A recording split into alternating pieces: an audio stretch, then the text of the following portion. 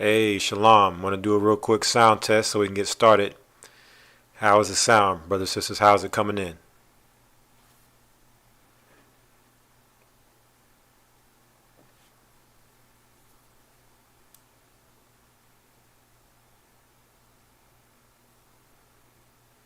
Want to make sure the sound is good, and then we will get started.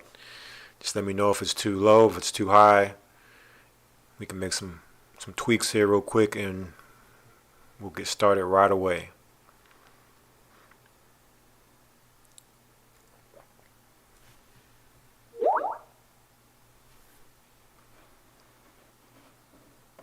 All right, so let's go ahead and get started then. One moment.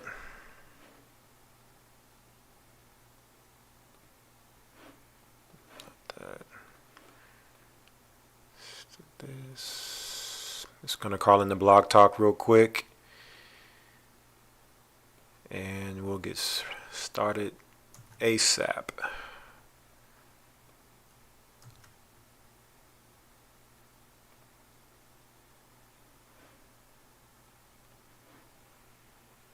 Welcome to Blog Talk Radio. Please enter your host PIN. When finished, press the pound key.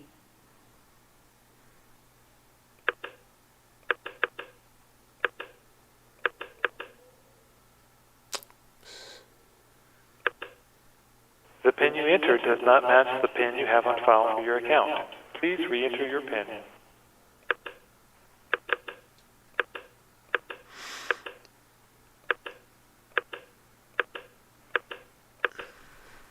To start your show now, press 1. To hear important instructions, press 2. Since it appears you're calling back into a live show, we are reconnecting you now. Your show will go live in 5 seconds. 4, 3, 2, 1. Blog Talk Radio. So the Most High is going to stop the flowing of the people going into that country. Read. Jeremiah chapter 51, the end of verse 44. Yea, the wall of Babylon shall fall. Verse 45. My people, go ye out of the midst. Hold up, read that again.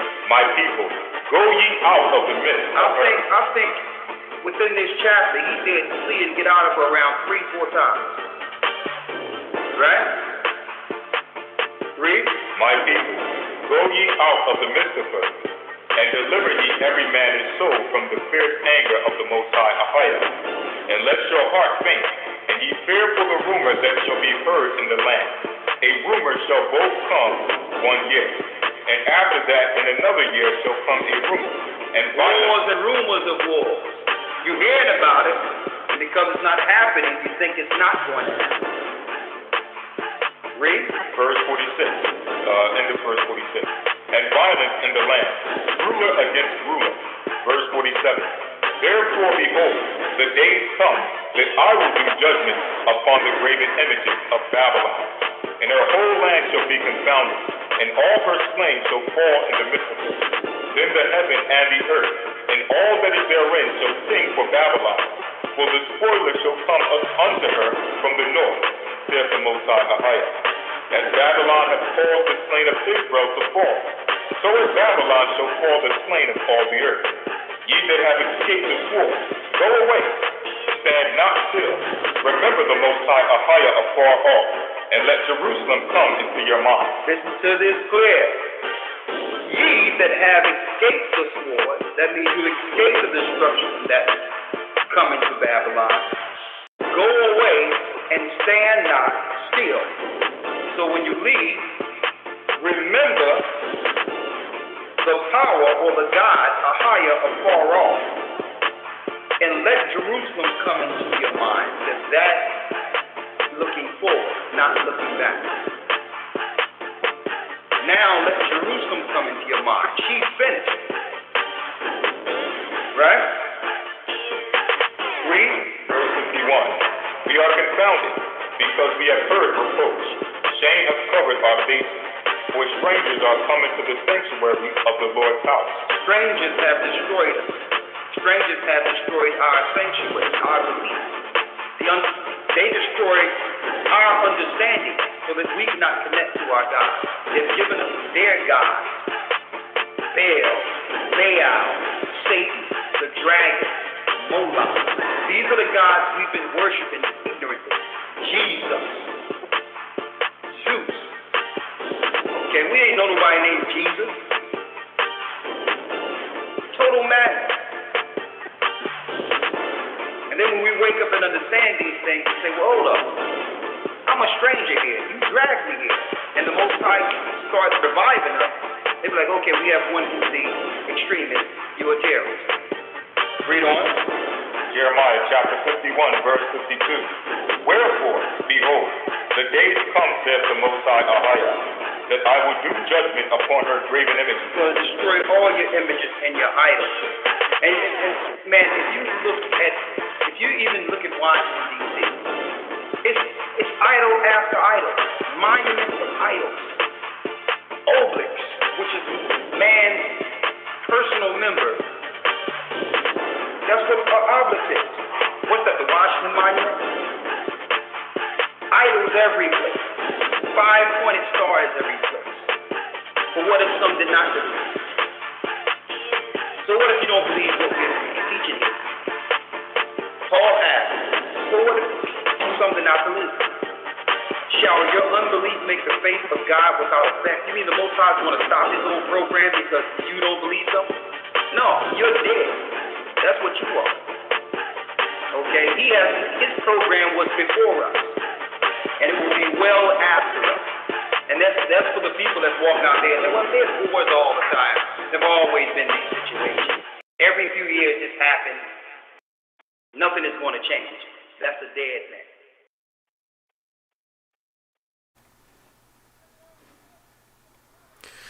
Shabbat Shalom, Barakatham, Marthawada, peaceful Sabbath. Bless you all, and thank you for tuning in to another episode of Friday Night Sabbath coming out of Babylon, here for the Gathering of Christ Church. We are presently streaming live from YouTube and Blog Talk. It is May 15th, 2020, 7:08 p.m. Central Standard Time, and we are also streaming live from Babylon. We are in the heart and in the belly of the beast right now, streaming live for you brothers and sisters. And I want to first give all praises to the Most High Ahijah, in the name of his Son Christ Yeshua, which is the name of the Heavenly Father, and his Son in the Hebrew. And also want to give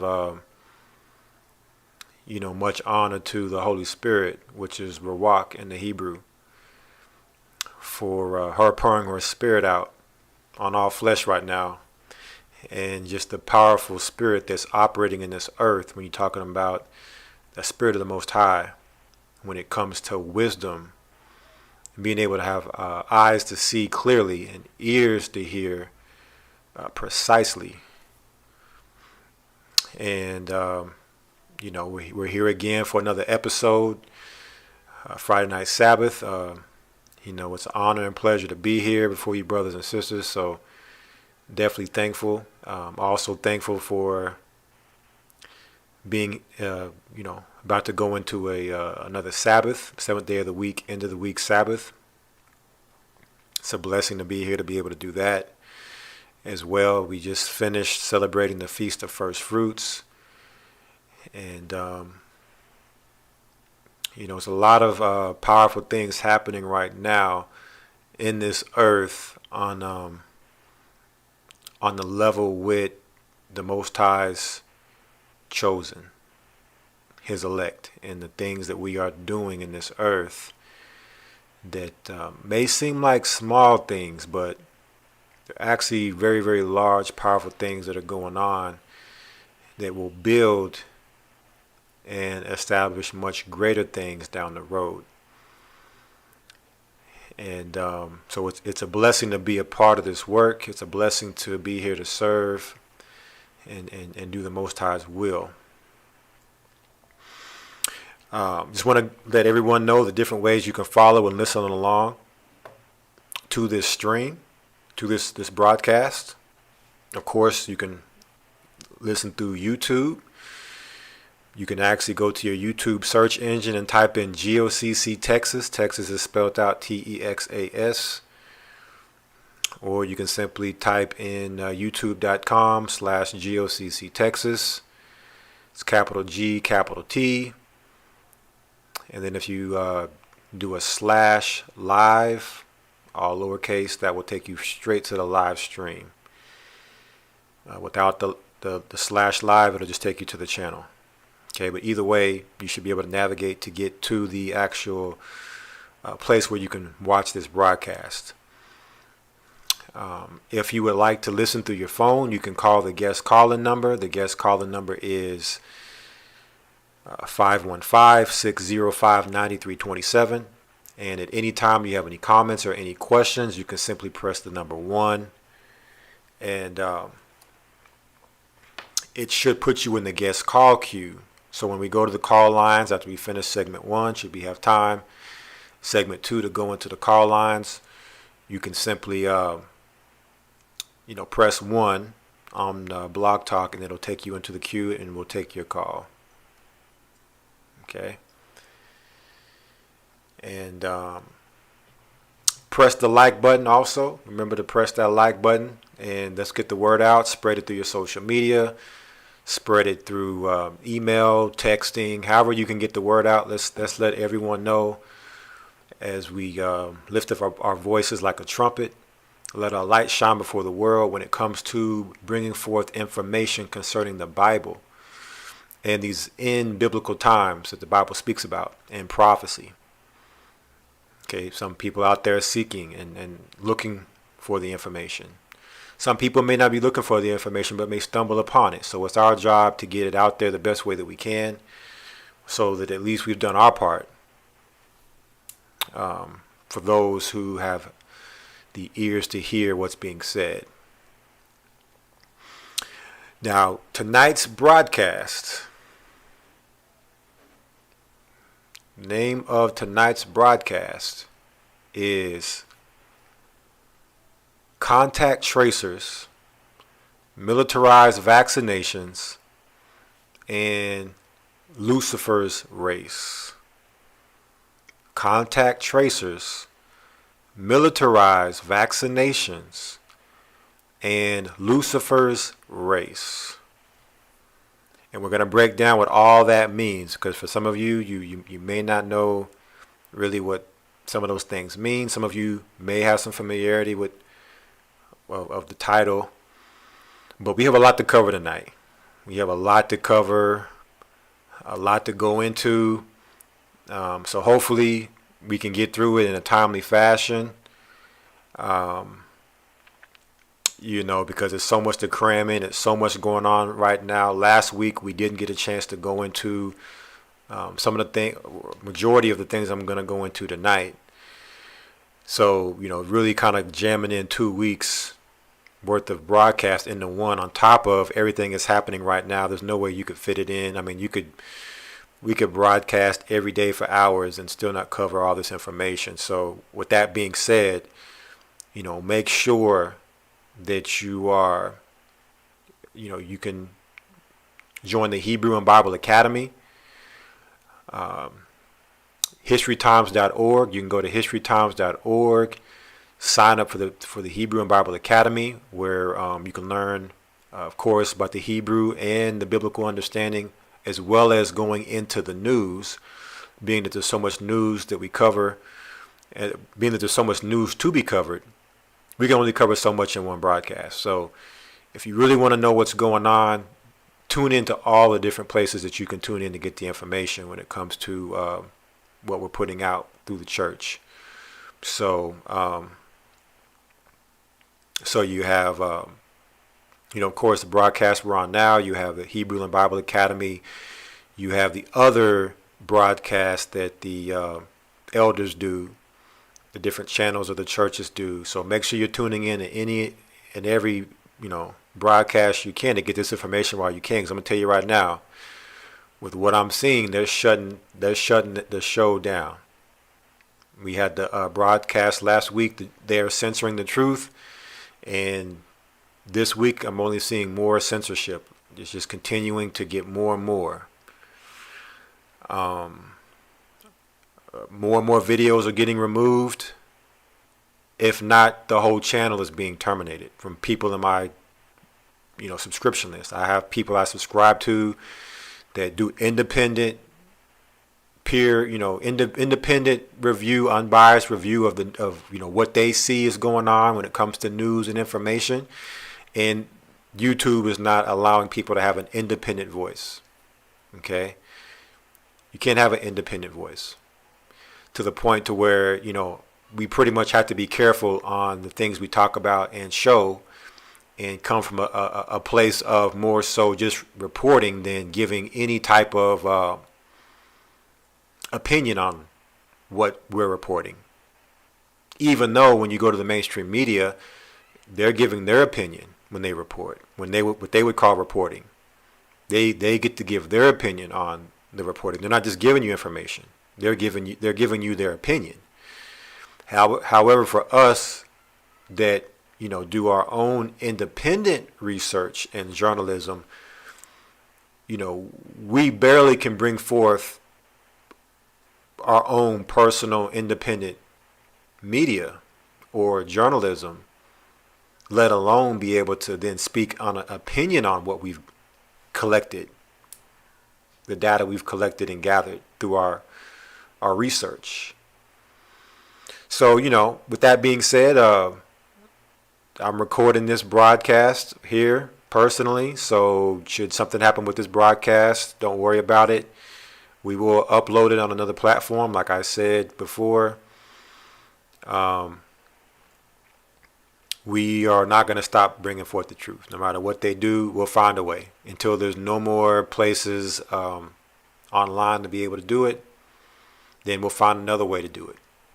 Okay, but we're not going to stop believing what we believe in. We're not going to stop reporting what we see and bringing forth what the Spirit puts on us to bring forth, according to the Most High, of course. So they can do whatever they're going to do. It's all for nothing. They're looking to change us, change our minds. It's not going to change our minds. Their only attempts that they can try to do is silence us. So, but those are the times we are living in, brothers and sisters. Very, very, very serious times. And the information we're going to go into tonight is the handwriting and the writing will be on the wall in so many different ways with all the information. I mean, there's so much information. I have so many tabs up here on my computer of stuff. I'm really only going to be able to read the headlines of a lot of these things. I'm not going to be able to go into it.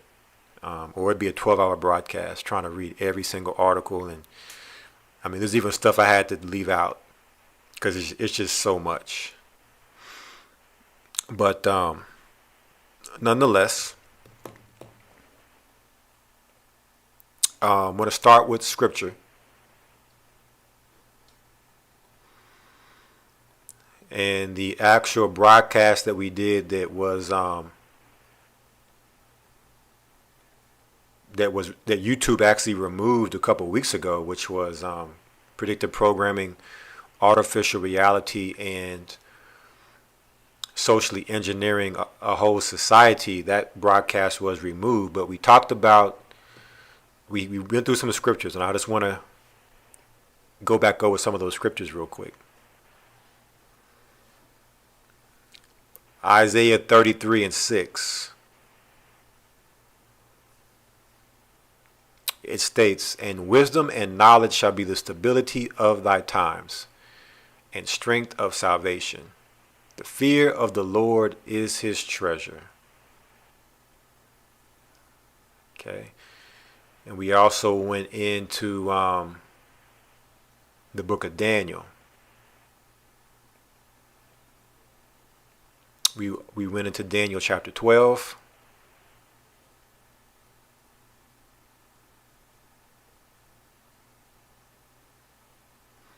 I mean, there's so much good stuff here. Daniel 12:3, and they that shall be wise shall shine as the brightness of the firmament, and they that turn many to righteousness as the stars forever and ever. You drop down to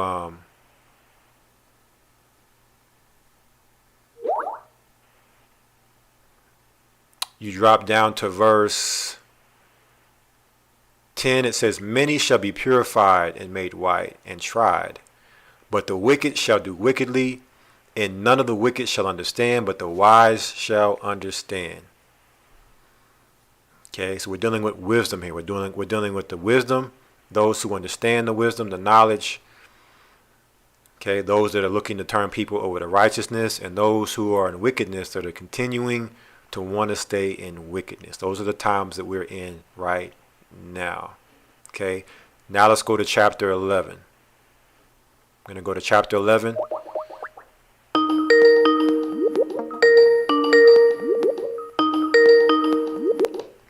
I'm going to go to chapter 11 here, and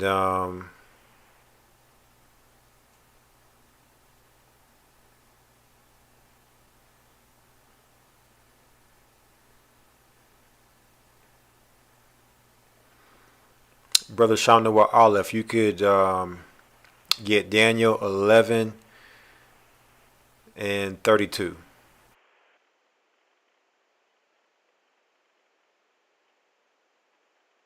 Shalom, Elder. What Shabbat Shalom, Elder? Can you hear me clear? Yes, sir. Shabbat Shalom, loud and clear. All right. Daniel 11 and 32, huh? Yeah, Daniel 11 and 32. All right. We are in the book of Daniel, chapter 11, verse 32, and it reads, and such as do wickedly against the covenant shall he corrupt by flattery. But the people that do know their power shall be strong and do exploits. So we read Daniel 11 or Daniel chapter 12 when it says the wicked shall do wickedly. Okay. We also see here it says that those that do wickedly against the covenant shall be corrupted by flatteries. And Daniel chapter 12 also spoke about those that should be purified, made white, and tried.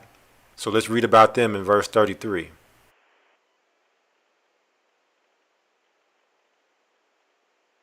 All right. Daniel's chapter 11, verse 33. And they that understand among the people shall instruct many. Yet they shall fall by the sword and by flame, by captivity and by spoil many days. So those that are in righteousness, those that are wise, that understand, shall do exploits, right? Those that know their God shall be strong and shall do exploits, meaning they will expose the darkness and the evil of their time. All right, and they'll also instruct many. They that understand among the people shall instruct many. All right, so this was all prophesied. Everything that we're doing as a church, right? Whether it's the leaderships that is instructing and guiding the flock, whether it's you brothers and sisters that are studying and learning the mysteries now that are being revealed and spreading the word. Right? All of that is what the Most High told Daniel was going to happen. Daniel was seeing all this in a vision. So we're actually living these things out. So that should be very exciting to understand and know that we are those people. Daniel wanted to know what a lot of this stuff meant, but the book was closed to him. It was sealed. And it was then revealed to us. So it should always be an honor, brothers and sisters, to be here, to be able to serve and be in this walk, and to understand and know that the Most High gave us this, and to cherish that, and to never let that go, never let that fall by the wayside. Because a lot of people take it for granted. They allow themselves to get in their flesh, lose themselves in a moment, And doing so is a way the devil can get us to stumble and fall. Okay? And you may not, some people don't get, I've seen people never get back up. So if you can prevent yourself from tripping up on the obstacle, look at it as like you're watching the Olympics, you see the hurdles. You're running the hurdles in a race. You're not trying to hit the hurdle, because one, they're going to dock your time, and two, you can stumble and fall, and then you may not finish the race. You may have to crawl to the finish line, but nonetheless, that's not how you would want it to go in this race that we're running. Okay, so I would just, definitely emphasize to brothers and sisters, don't take any of this for granted. What you have, what the Most High has given to you when it comes to this knowledge and this wisdom, because it's going to stabilize us in these times. All right. So, I just wanted to brush up on those scriptures before we go into the information. We got more scriptures we're going to go into later. But I want to go straight into tonight's broadcast, contact tracing, or contact tracers,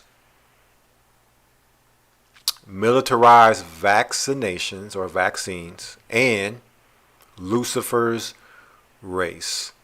But I first want to start with contact tracers. Okay, so for some of you, you may or may not be familiar with what is a contact tracer. So first, before we go into what is a contact tracer, let's first go into what is contact tracing.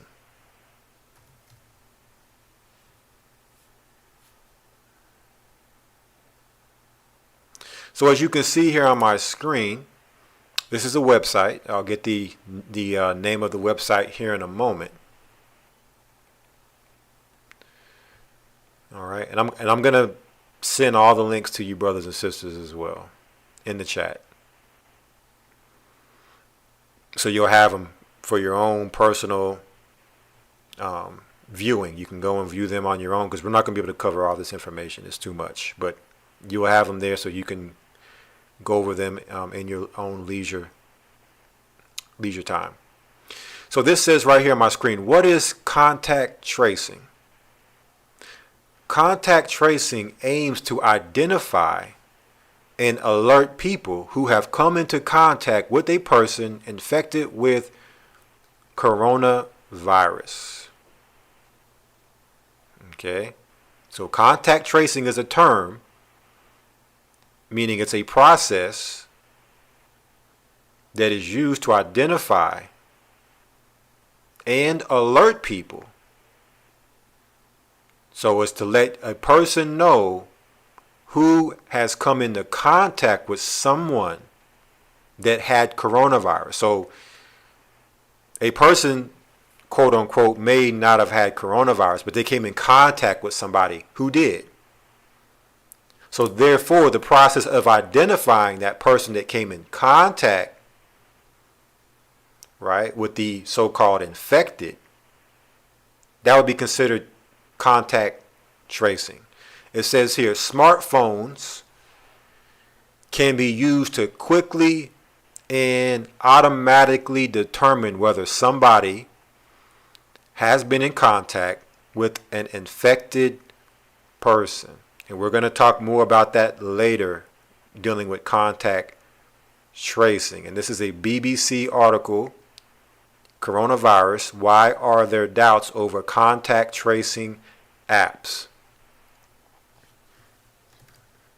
All right, so we'll talk more about the apps later, but right now we're just dealing with what is contact tracing. We're just getting a basic definition, and what we're going to do now is I'm going to pull up a video, and here's the link.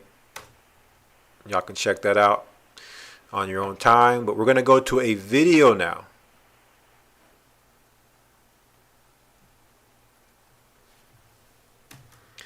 In this video on YouTube says Governor Inslee unveils plan for rapid COVID-19 contract which it should say contact. It means it's a mistype here, typo. Should say contact tracing in Washington. Okay, check this video out real quick. Let me go on mute here.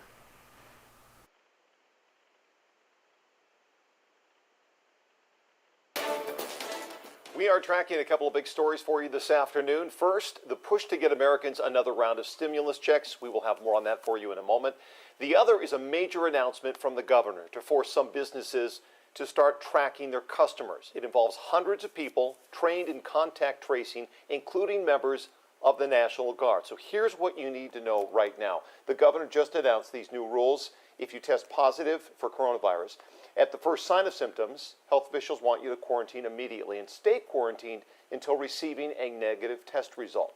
Those who test positive will need to isolate for 14 days, and that includes everybody in the household. So we have a lot to get to this afternoon. We're glad you're with us. I'm Greg Copeland. And I'm Jessica Janner Castro. The ambitious plan was announced just hours ago by the governor. And if you test positive for coronavirus, you can also expect a call from the state. They want to know everywhere you've been. But is this even realistic? And what about privacy? We begin our team coverage with Drew Mickelson, who is live for us at the Capitol this afternoon. Drew? Well, Jessica, for example, if you are going to be one of the restaurant owners hoping to open next month, you're going to have to keep track of everyone who comes into your restaurant. That's just part of the governor's contact tracing plan. He admits that it's a major challenge, is what he called it, but he also said it's the next major step for the state to take to try to battle the coronavirus. He laid out his plans late this afternoon, and he's calling it the COVID Contact Tracing Initiative. Governor Jay Inslee says by the end of the week, nearly 1,400 people will have been trained on how to contact those who may have been exposed. The tracers will be made up of state employees, health officials, and the Washington National Guard. The goal, within 48 hours of someone testing positive, those tracers will have reached out to anyone who had contact with that positive patient. The governor says the patient's name will never be disclosed. At a time when the state cannot keep up with unemployment claims, we asked how realistic is a plan like this. The governor compared it to a fire brigade. When you have a fire in your house, you call the fire department. They come, they put out the fire. We want to do the same thing for COVID, and we now have 1,391 people who on just a couple days' notice can be available to do what's necessary to do this contact tracing. This is more than adequate for the existing needs, but we want to continue to build that at least a bit so that we can have that available in case a spike occurs. Always wanted to bring up a sports analogy. Governor Inslee compared the state right now to a game, a football or basketball game at the end of the third quarter or beginning of the fourth quarter. He says, I know everyone's getting tired, but this is the time where you just can't let up. You have to finish strong. And as I said, we may have some new contact tracing measures in place here by the end of the week. Back to you. Drew, no matter how you slice it, this is a huge undertaking, not to mention if there are multiple cases and things start growing exponentially. So has the state even ever done anything like this before? Not to this level, not statewide. The governor did say that local health districts and the state have helped on small outbreaks. Think about tuberculosis or hepatitis cases. They know how to do this contact tracing. They know how to interview folks and to trace their steps back. But nothing has ever happened at this level. So as we speak this week and next, the Washington National Guard is getting quick courses on how to do some of this interviewing and how to reach out to folks. So this is the largest effort like this in state history. All right. Drew Mickelson reporting live from the Capitol for us. Thank you.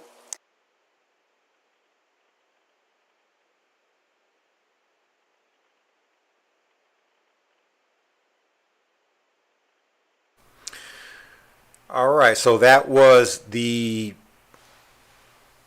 news clip showing how the governor of Washington has actually come down with this new implementation or mandate of being able to identify,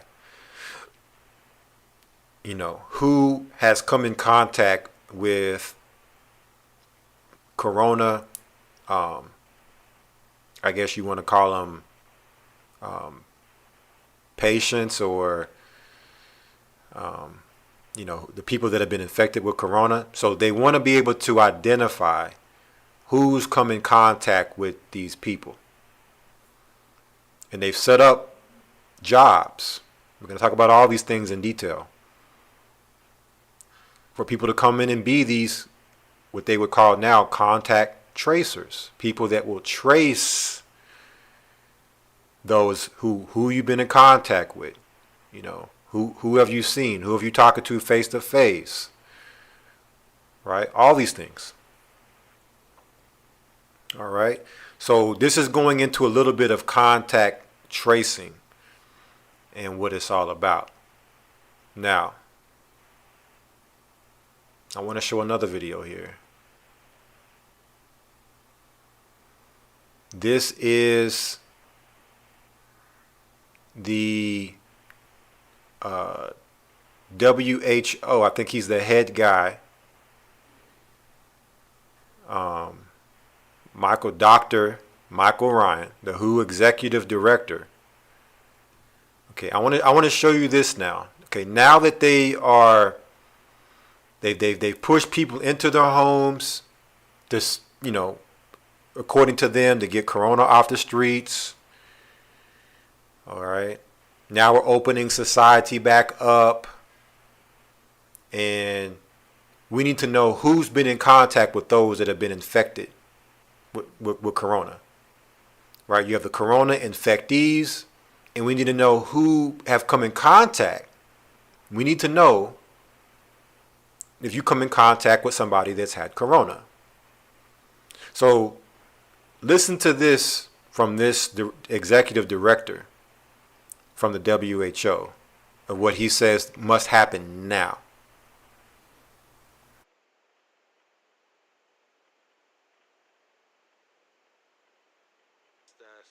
These society-wide measures are difficult. They are not easy, and they are hurting people. But the alternative is even worse.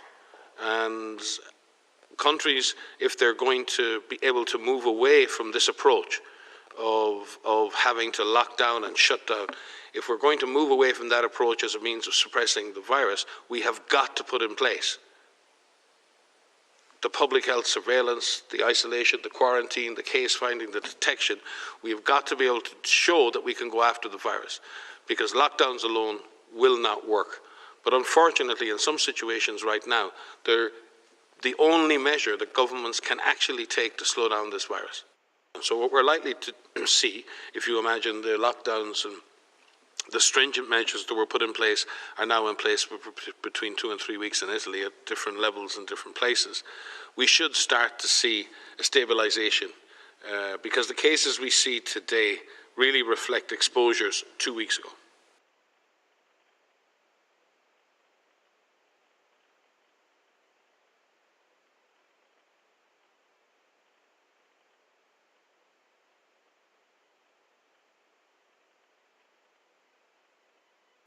Sorry, I had my mic on mute.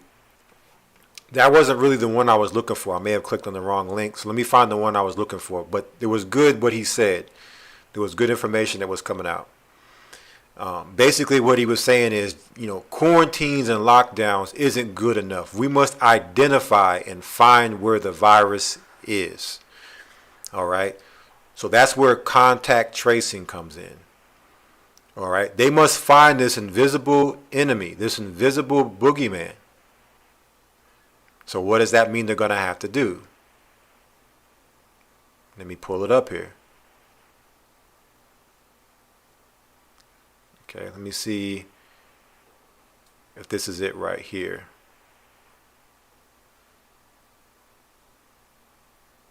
All right, this is it. This is it right here. This is the one right here I'm looking for. Last week, Dr. Michael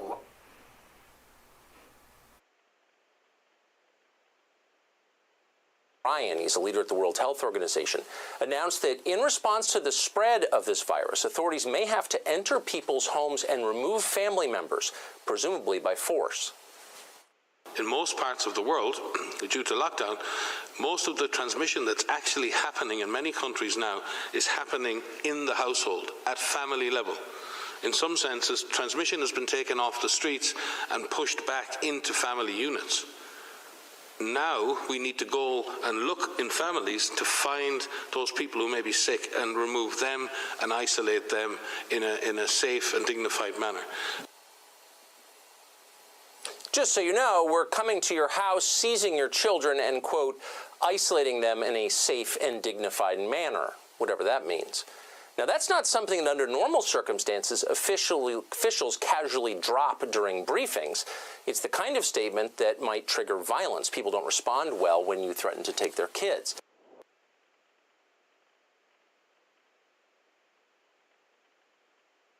All right, so with the two videos we've played, we've seen this particular person, this executive director of the WHO, World Health Organization, come out and said that we must now identify where the virus is because we've locked it down, we've pushed it back, we've taken it off the streets, and we've pushed it in the homes. All right, we pushed it back into the house,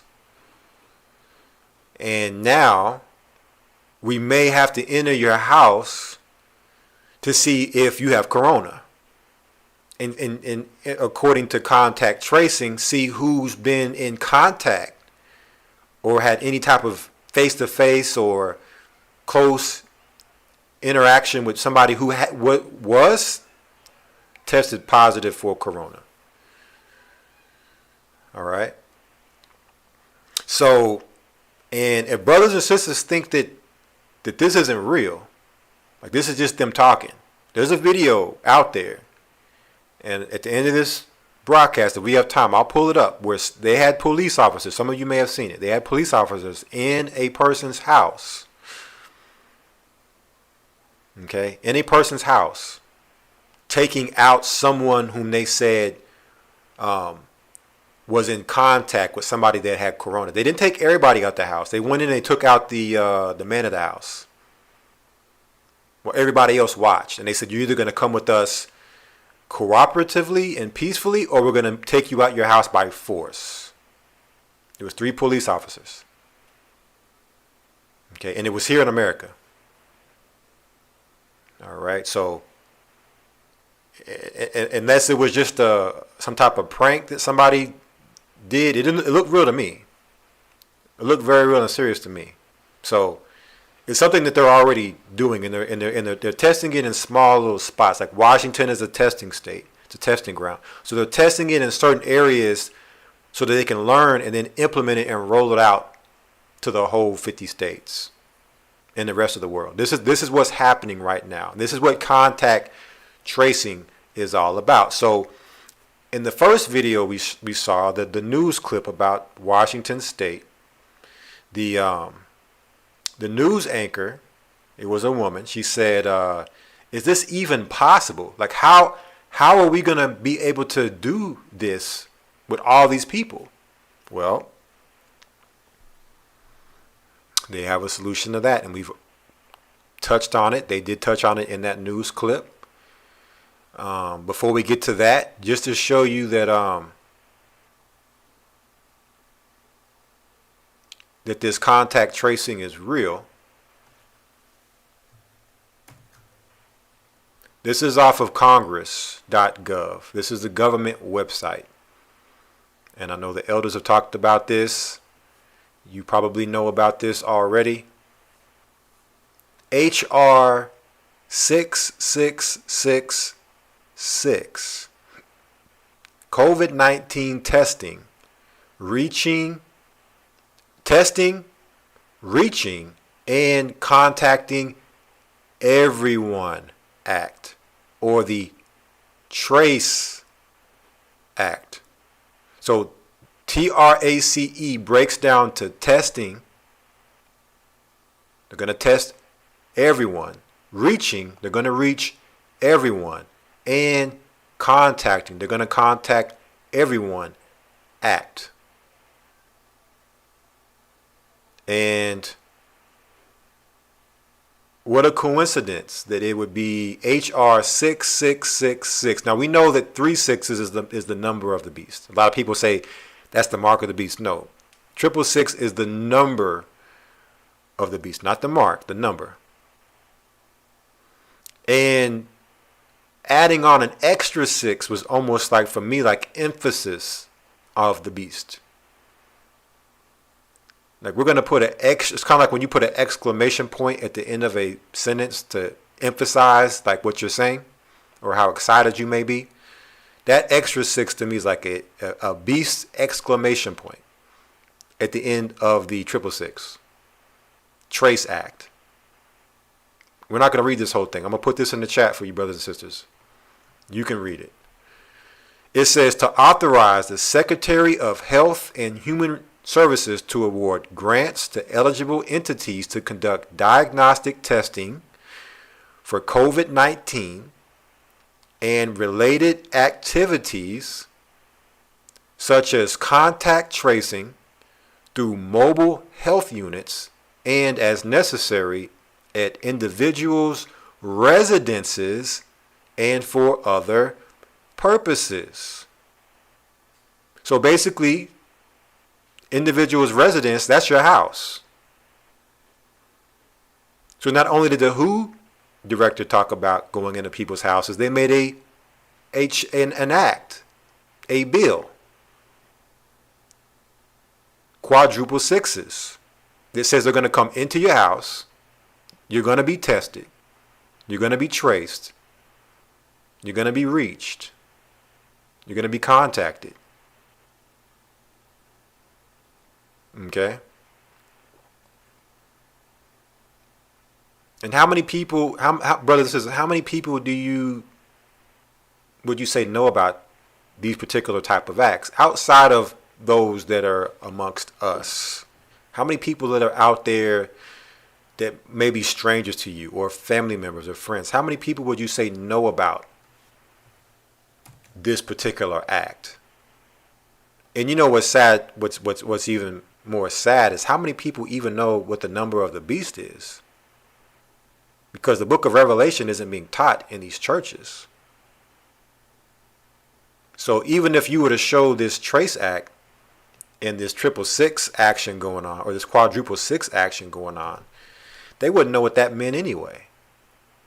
It's almost like Chinese to them. Like, well, I don't know what a Trace Act means.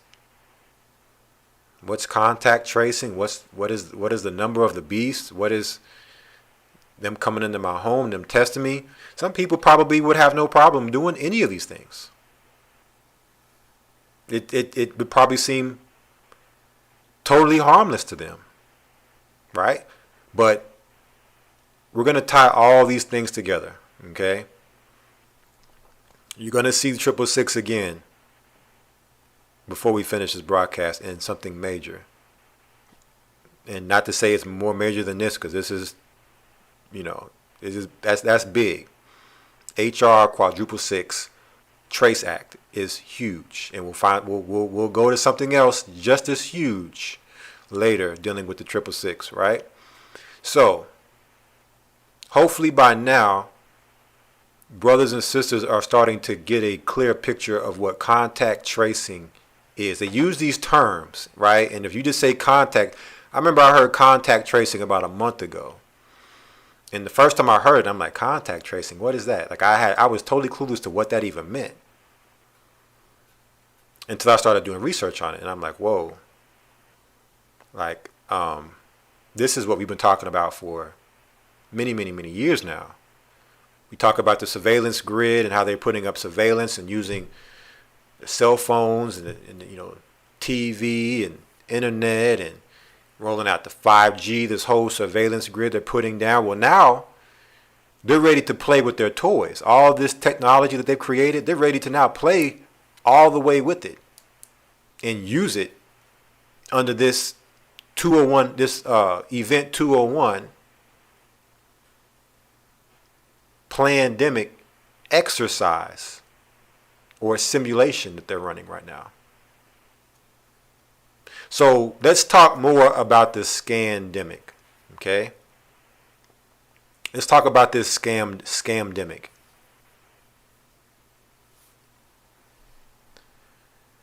And let's talk more about contact tracing. And now we're going to speak more dealing with contact tracers. Okay, let me make sure I got my information here. I think I'm missing something here. Let me put this in the chat for you. I don't know if I put that in the chat. That's the HR quadruple 6 bill. All right, let me find what I was going to share, if I can find it, if I didn't close it.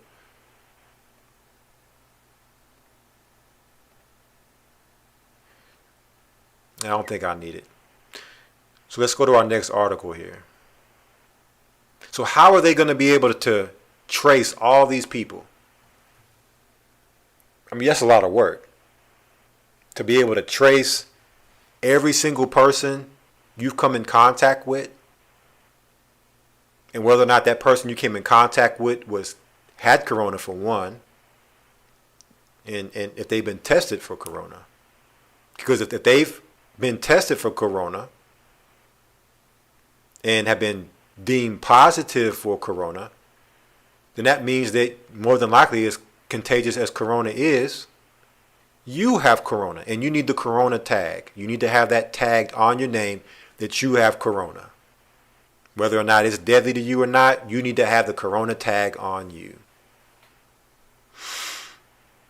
And then for those people who weren't tested, we need to find out the people you come in contact with, whether or not they had corona or not. So this is about finding out, if whoever has corona, they must trace, test, reach out, and contact everybody. How are they going to do that? This comes off of activistpost.com. It says, after Cuomo, Clinton's, and Newsom call for an army of contact tracers to monitor citizens, D.C. posts job openings for Trace Force. So the Washington state governor talked about hiring contact tracers. Cuomo, Clinton's, and Newsom all call for an army of contact tracers. We're good. That word army or military, we're going to talk a lot about that word tonight. And I don't think that that's what you would call coincidence, because I don't believe in coincidences, that word is being used with as much as we're about to deal with the military tonight and how much military is going on within the news right now. But they now are what they would call a trace force and posting jobs for this army. And this is dated May 5th, 2020. It says, after former President Clinton, New York Governor Cuomo, Chelsea Clinton, and California Governor Newsom called for an army of contact tracers to monitor citizens who have tested positive for COVID-19 and their contacts, Washington, D.C. posted job openings to become an investigator with Trace Force. Operating under the Department of Health, Trace Force investigators will interview those who have tested positive for the virus, collecting demographic, clinical, social, and historical data, while conducting an assessment to determine whether safe isolation can be achieved at home. The program is a 13-month appointment. Now, in the Washington state, the Washington state governor, he talked about if you are contact traced and found to be that you come in contact with somebody who had corona, you're going to be in 14-day quarantine. All right. With this program, it's saying whether or not being at home will be suitable, because at home are other people. And if you have it, you could spread it to those in your house. So if you don't live alone, chances are your quarantine is not going to be in your house. Your quarantine is going to be someplace else. Who knows where? 14 days if you come in contact with somebody that had corona.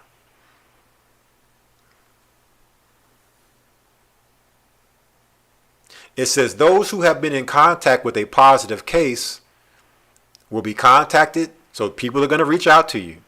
Remember, Trace Act. To assess whether they have symptoms and require quarantine. Leads in case investigations and related contact tracing, escalating questions or issues appropriately. So this is going to be a person's job to do this.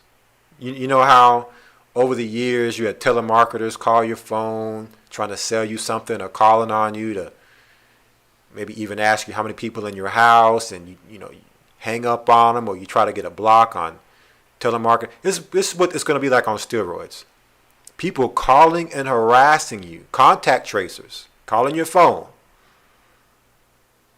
to see if you or anybody that you live with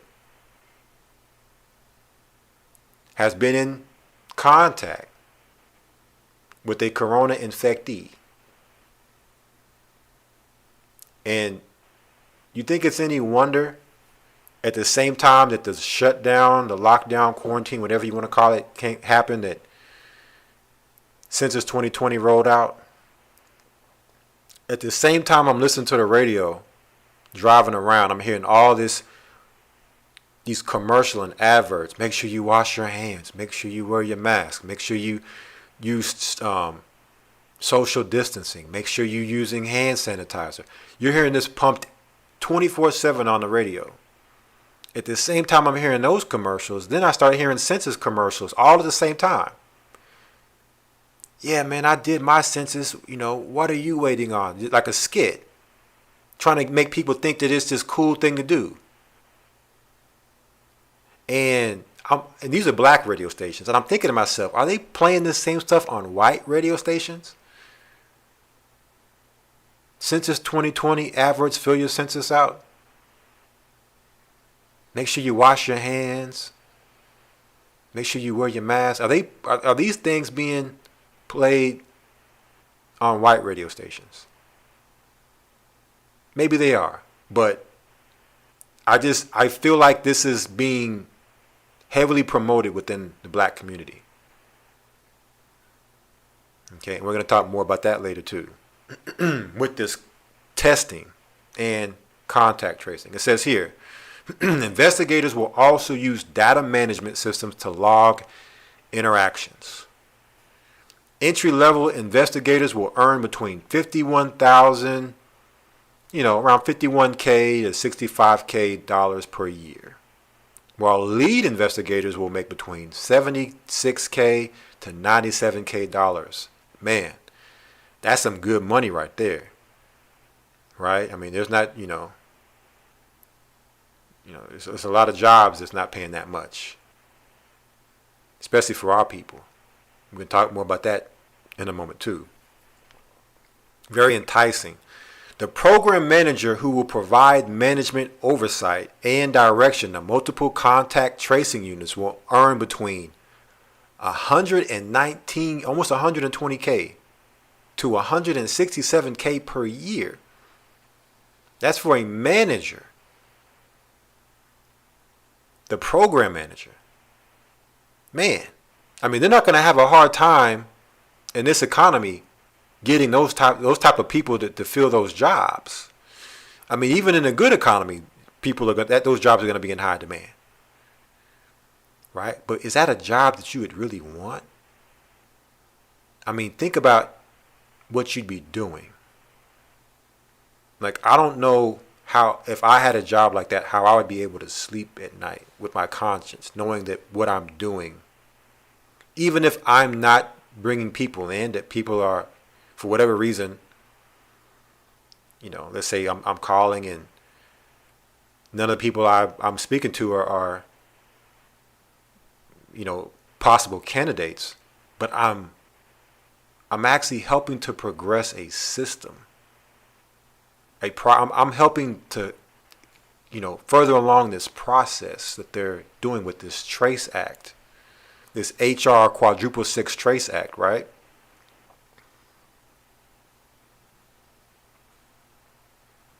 D.C. currently employs 65 contact tracers, according to Mayor Muriel Bowser, who said last week that the district will add 135 more workers and will eventually need 900. The goal of contact tracing is to identify nearly all cases of COVID-19, isolate infected individuals, find and alert their contacts, and then quarantine all the contacts, said Bowser, adding, how we identify the sick, isolate them, reach their contacts, and quarantine them will determine how successful we are in reopening the city. So for a lot of places, the city's not going to reopen unless it's underneath contact tracing terms. Meaning they're going to have to identify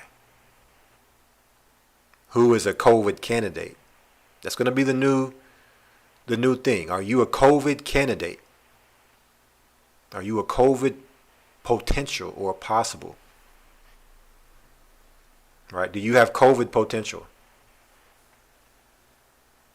It says here, according to DC Health contact tracer Malachi Stewart, contact tracers will call people to let them know they may have been in an area where coronavirus was detected, reports WUSA 9. So how are they going to know you've been in an area unless they're surveilling you? See, they've taken the term surveillance and they've transformed it. They try to, kind of disguise it, maybe pretty it up a little bit and say, oh, we're tracing. No, you're surveilling. If I've been in a place wherever these hot zones are, these hot spots of corona, where they just, for whatever reason, there's certain spots where it thrives. For whatever reason. You may have been in that area. How would you know? Oh, well, we have access to your GPS. Oh, well, our facial recognition picked you up. Our CCTV. Or,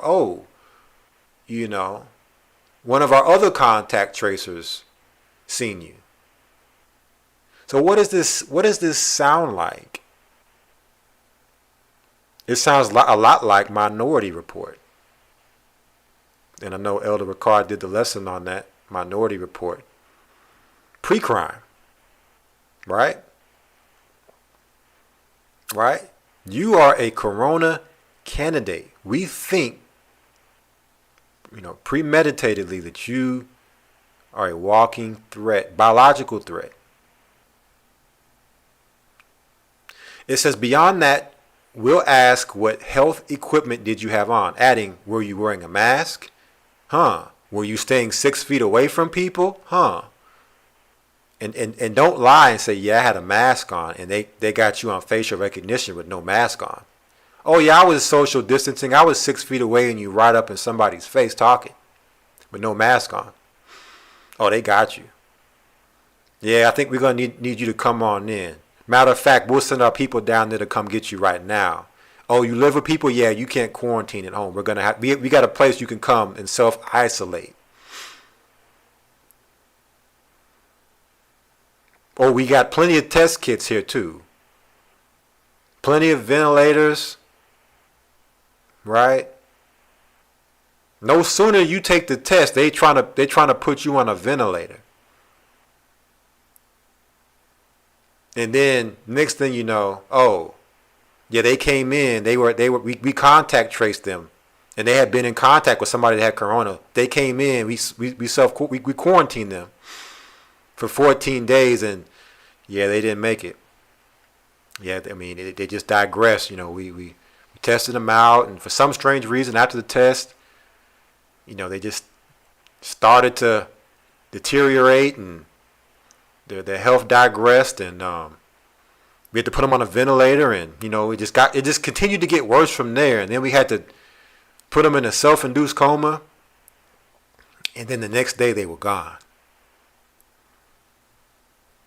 Right? This is what all this is. This is what's all the vultures are circling.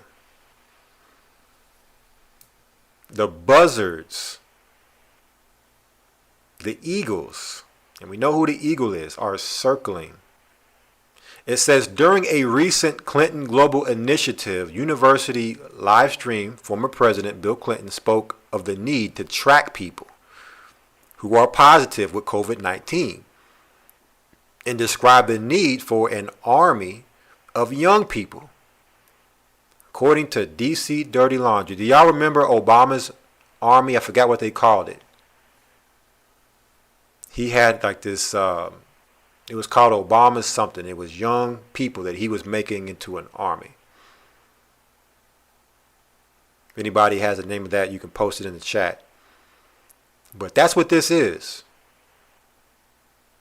They all have the same mind. So it's not like what Bill Clinton is talking about here. All the rest of them aren't talking about or have never spoke about. I'm pretty sure George Bush probably had one. And Bill Clinton probably had one during his time that they talked about these things. These are not new ideas. All of this platform we're seeing is the same blueprint and platform. All right. Just in a different time, in a different generation. We're going to go into that too in the scriptures. California Governor Gavin Newsom agreed, responding that the predicate for getting back to some semblance of normalcy is our ability to identify individuals through testing, to be able to trace their contacts. They need to see your contacts. Let me see your phone so I can see who is in your contacts. Let me see your Facebook. Let me see who you've been in contact with. You think they're just going to be looking at who you've been in contact with if they're tracing you? You think that's all they want to know is who you've been in contact with? What did y'all talk about? Facebook contacts. What are you putting on your Facebook? What are you liking? So this is an imposition. This is an insurgence on the common man. It says to be able to trace their contacts, to isolate individuals that have either been exposed or quarantined people that are testing positive.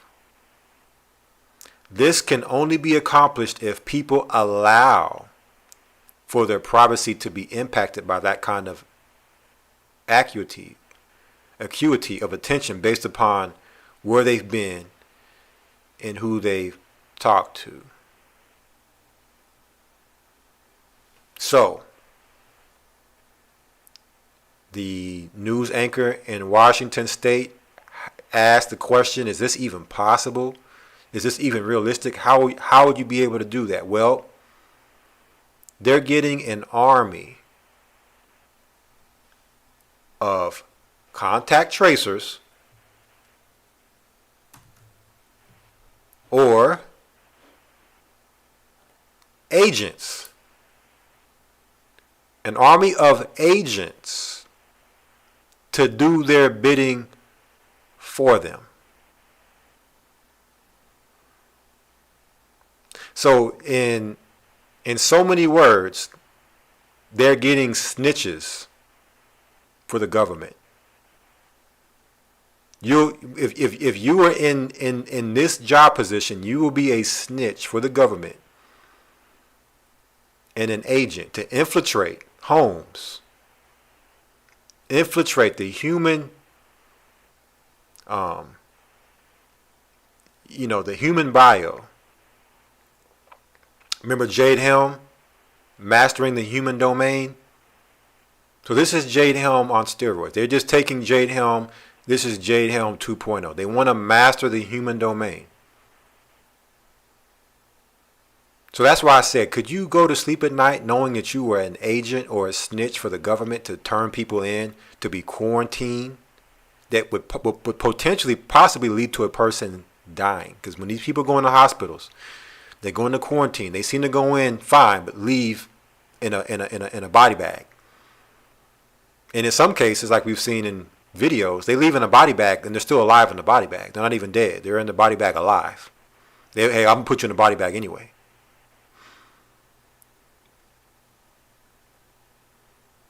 So That's the world that we're coming into.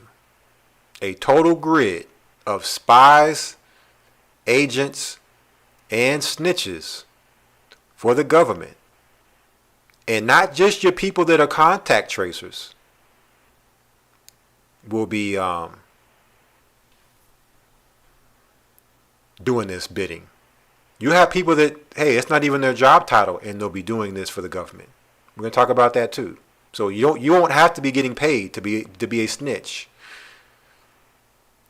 You know, you just won't be getting paid. But everybody will have the power in their hands to be a snitch. And there's the article right there. Let me get the article here for y'all. Let me see if I can get this article in here. For whatever reason, it's not posting here.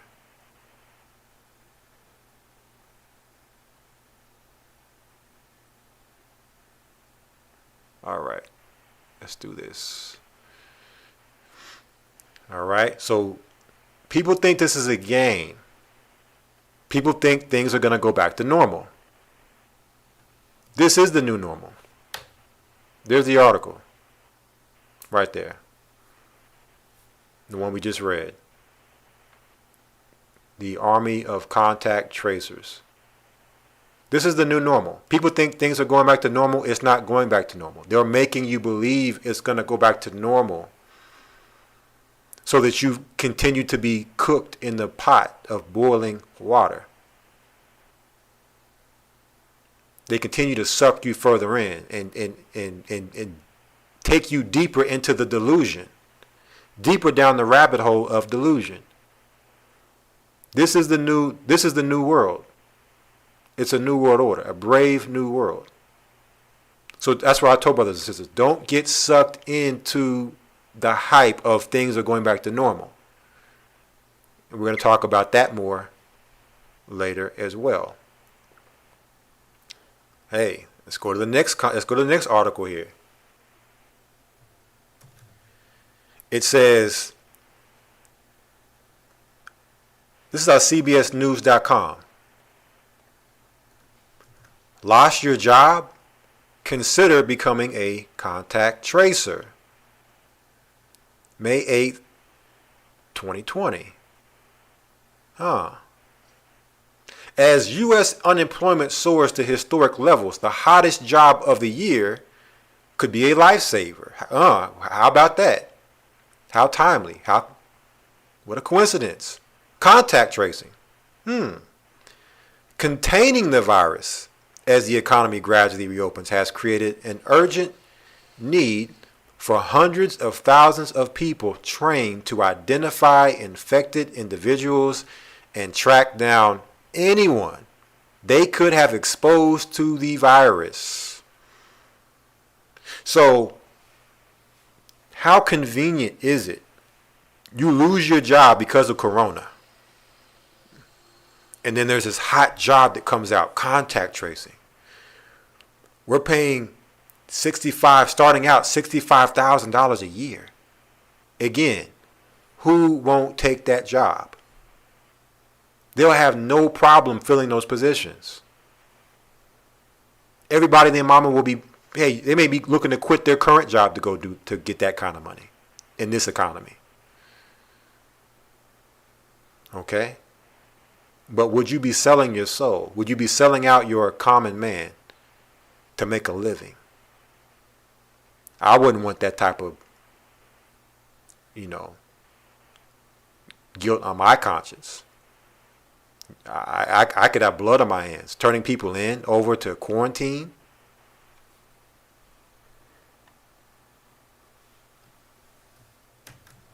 Agents for the government, snitches. Right? On every corner. Watching. With the technology. And we're gonna get to the technology. We're gonna get to the technology. Let me give y'all this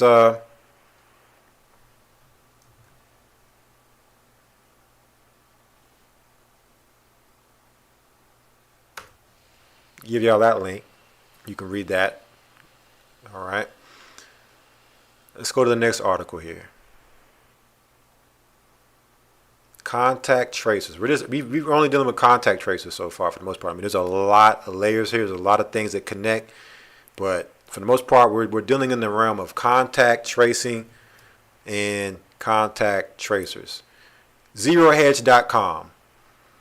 Washington governor to residents. Remember we talked about Washington State earlier in this broadcast? First video we played. COVID test deniers will not be allowed to leave home to get groceries. So if you deny the test, you're not going to be able to leave your house to get food. And this is why we told brothers and sisters, how many years now have we told brothers and sisters to get 2 to 3 weeks worth of food? And I'm trying to understand, how are they not be allowed to leave their house? Like, who's going to be there to stop them? Like, that's a question in itself. But I'm pretty sure the answer is even scarier. Okay, but if you deny the test in Washington, meaning that the test is mandatory. Well, it's not mandatory, but if you don't take it, you can't leave your house to go get food. We told brothers and sisters for years to get 2 to 3 weeks minimum food, water, health supply. First aid kit, herbs, things that can sustain you in the event, whatever event, natural or man-made, to where you can't leave your house, or you don't want to be out in the streets fending for supplies and resources.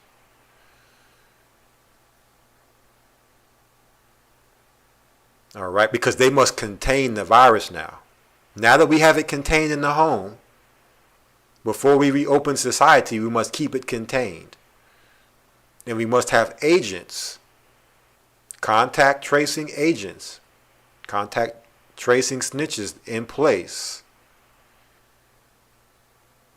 to be able to report back to us to let us know who's in compliance and who's not in compliance with our mandates, with our new way of life. Okay? So at some point, there will come a line that will be drawn in the sand, because this all has an end game. This isn't something that they're just, we're going to live like this forever, and it's just going to be just wear the mask, just get the test, just get the vaccine, and life will go back to normal under those conditions. No, there's a much more sinister end game to all of this. This is just the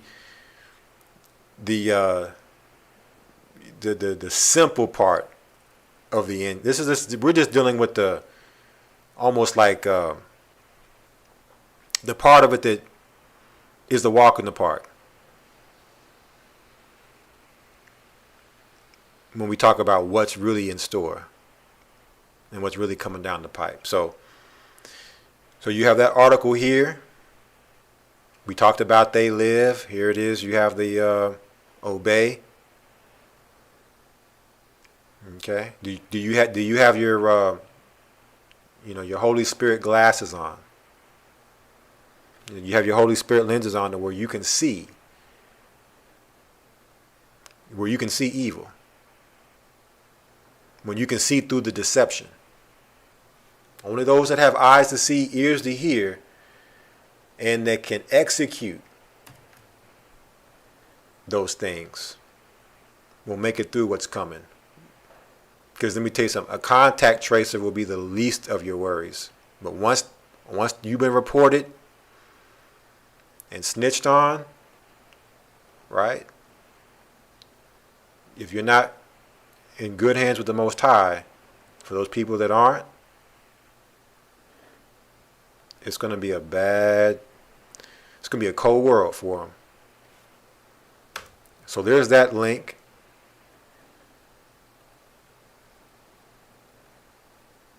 There's that link. Now, those are just those people that are getting paid to be contact tracers. What about the people that will be contact tracers that won't be getting paid, but will be happy to do the job of a contact tracer without getting paid? Well, in the first article we read, pull it up here. Coronavirus, why are there doubts over contact tracing apps? Let's talk about the app. Okay. Smartphones can be used to quickly and automatically determine whether somebody has been in contact with an infected person. Let's talk about the app. Here's a video. Let's check it out.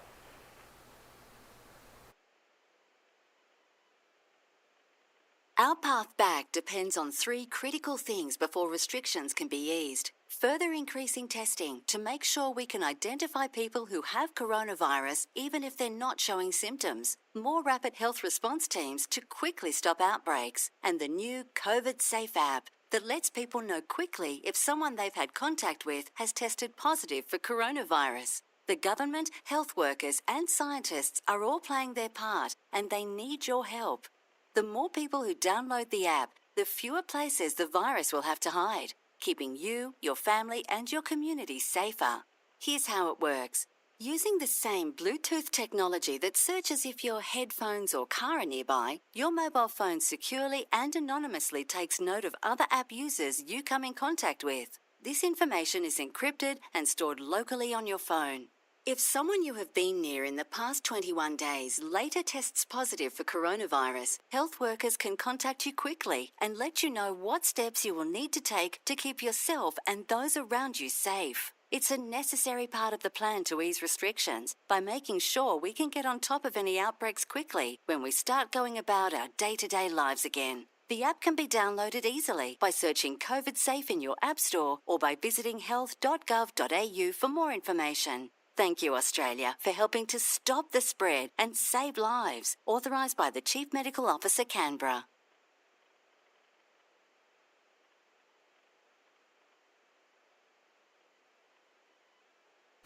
So they have a COVID-19 Safe app. COVID-19 Safe app. So you can help identify with those who have corona. It will let you know if a person has corona. I mean, this is endless. With the technology they have now, this will be endless to what these apps will be able to do. You know, wave your phone in front of a person, it'll do facial recognition, and then the app will be able to identify whether or not this person has the COVID tag. They've been tested. It'll let you know whether they've been tested or not. It'll let you know whether or not, if they have been tested, whether or not they were positive or negative. I mean, think about it. This is the devil's dream. And the people are volunteering and, you know, walking right on in to sign up for these things, to be a contact tracer. Well, hey, I know people need jobs, so I have a good job. I'll be a non-paid contact tracer. I'll help out by getting the COVID Safe app.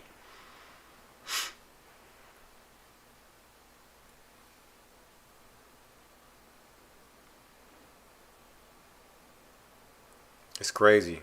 This is crazy.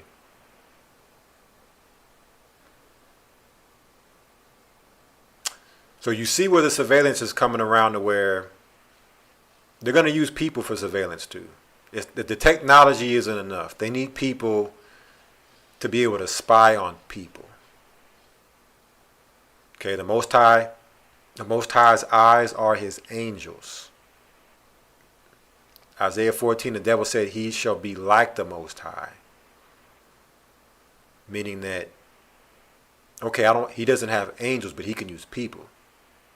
And they can be his eyes. He doesn't have the angels the Most High has, but he has fallen angels. He has fallen angel technology. He can use technology for his eyes. He'll use those things to report back to him.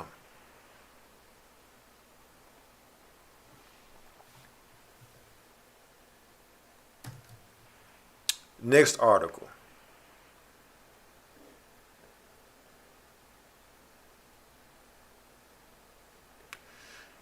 This is off Macola.com. Bill Gates and Rockefeller Foundations plan to track Americans. And again, it's like when it comes to any of this or anything that is looking to not be beneficial to us in this world, this guy pops up every time. Okay? Before now, you would see his name pop up here and there. He kind of, was under the radar on a lot of these things. But now that the curtain is being pulled back, you're seeing all these years, all these other things he's been investing in. All this time you thought he was just computers and vaccines, but it looks like he's been busy investing in other areas, right? While we weren't looking. It says, story at a glance. Bill Gates has gone on record saying life will not go back to normal until we have the ability to vaccinate the entire global population against COVID-19. To that end, he is pushing for disease surveillance and a vaccine tracking system that might involve embedding vaccination records on our bodies. According to Gates, societal and financial, so this is tied to finances, normalcy may never return to those who refuse vaccination. So if you refuse vaccination, your financial normalcy may never go back to being normal. As the digital vaccination certificate Gates is pushing for might ultimately be required to go about your day-to-day life. The Rockefeller Foundation is also coordinating efforts in the direction of social control through the implementation of draconian COVID-19, tracking and tracing measures that are clearly meant to become permanent. April 21st, 2020, the Rockefeller Foundation released a white paper, National COVID-19 Testing Action Plan, strategic steps to reopen our workplaces and our communities, which calls for testing and tracing all Americans, not some Americans, all Americans, using a national database connected to other health records. The plan requires setting aside privacy concerns and allowing infection status to be validated before entering schools, office buildings, places of work, airports, concerts, and sports venues, and much more. So before you can interact with society on any level, you're going to have to be validated. You're going to have to be authenticated. Where's your authentication? Right? When you go to a website to sign in to your bank account or any other thing, you must log in, right? That's an authentication. You must prove your authentication before you get access. So now these things are being put in place before you can get access. And my question is, who gave the authority to Bill Gates and the Rockefeller Foundation? Who gave them the authority to be able to implement such measures? Who are they? He's not government. He's not a doctor. Okay, he's none of these things, but yet he's acting as if he's these things. He knows what's best for your health. He knows what the best laws are for all of this. How? Who gave him that right? All right. And not only that, but if somebody doesn't agree with that, who is he or who are they to say that you must comply? Right? So,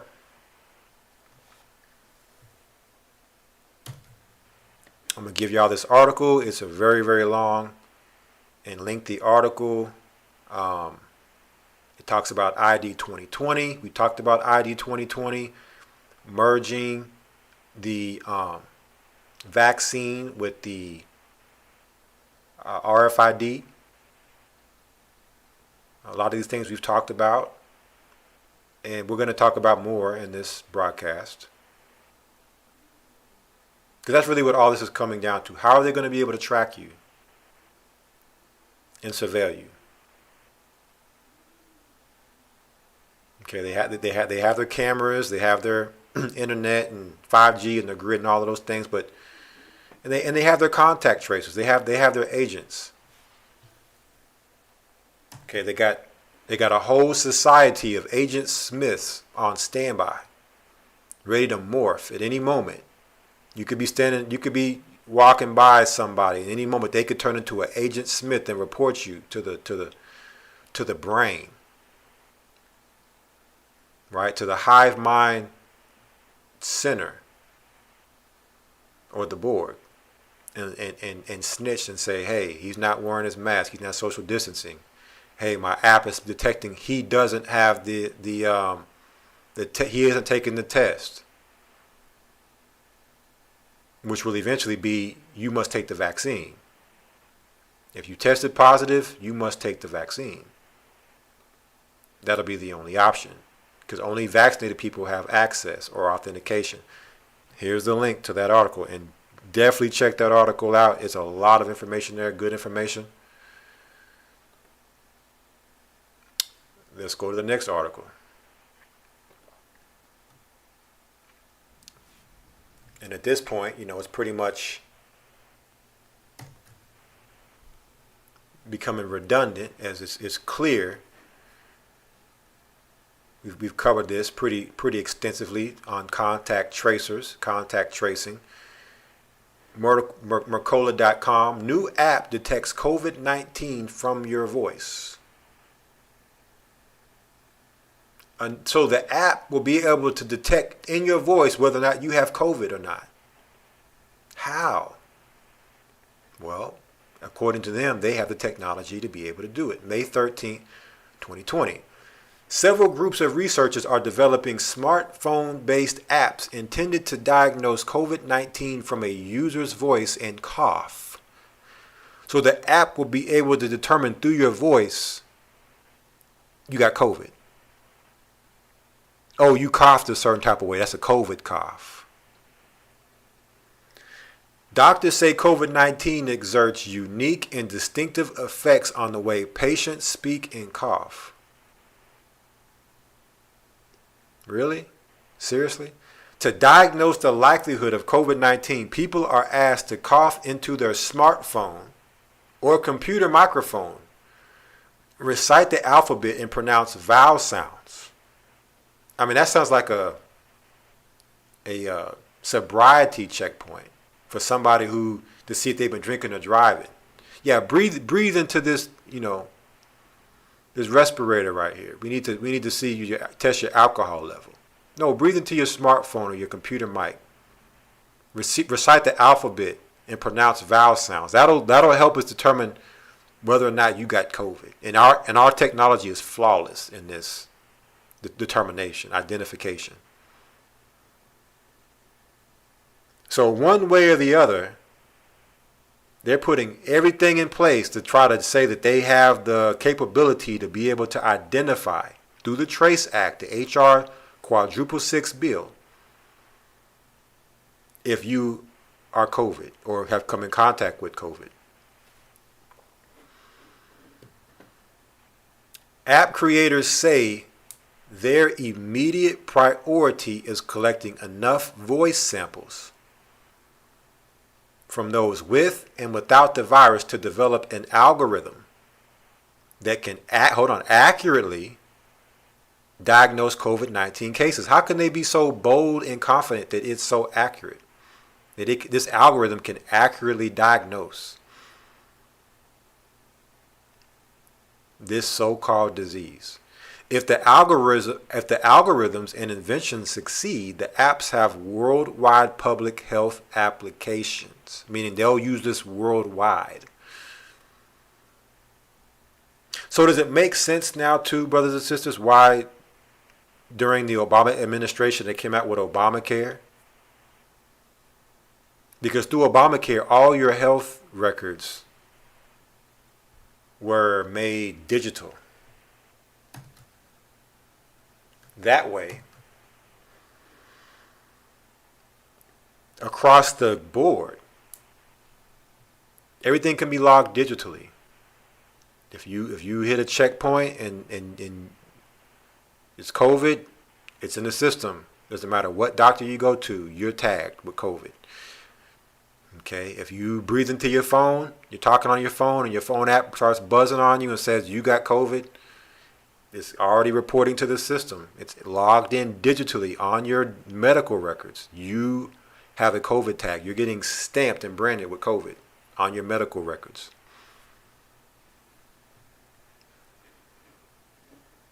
I mean, this is something out of a movie. And this is why they've given us the movies they've given us. To where you know, people have been programmed so much they can't differentiate between what's real reality, what's virtual reality, what, you know, artificial reality. You know, it all blends together, and they just think it's just all one reality. And that's why people are just zoned out. You deal with people that dumb down. They're dumbed down all the way to the ground. Right? Let me give y'all this article here.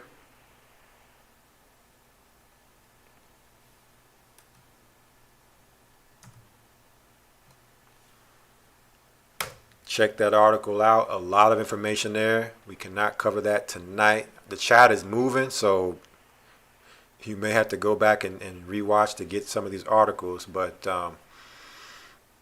nonetheless, it is there for you to have access. Now let's see what we have here next. Okay, because really all this is doing with dealing with the Trace Act. What's the first thing in the Trace Act? Testing. Testing. Right? Reaching and contacting everybody, everyone, right? And if you remember in the Washington State news clip, the guy said that the Washington governor is dispatching the National Guard to help with contact tracing, right? National Guard, again, Army of Contact Tracers, National Guard for contact tracing. Let's go to our next article.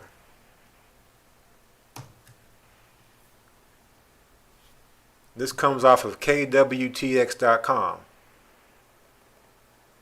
Free drive-through testing for COVID-19 offered in Waco, Belmead. So in Texas, the Texas National Guard, McLennan County, in the cities of Waco and Belmead will be offering free COVID-19 tests at drive-through sites on Friday.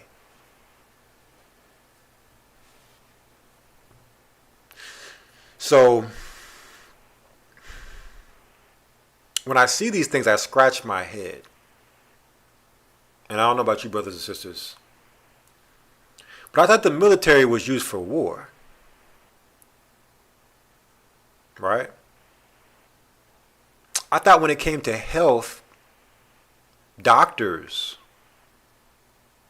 and not that the military doesn't have doctors, but there's a lot of doctors out of work right now that work in, individual practices, personal practices that have no work. You mean to tell me they couldn't be called up to do these tests? Why is the military being used to administer tests for health when they're supposed to be used for war? Unless, we'll get to it. Let me give y'all this link here. It's coming.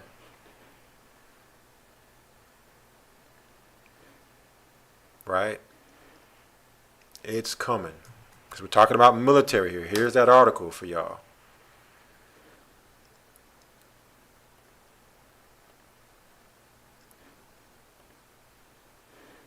Here comes the nuclear bomb.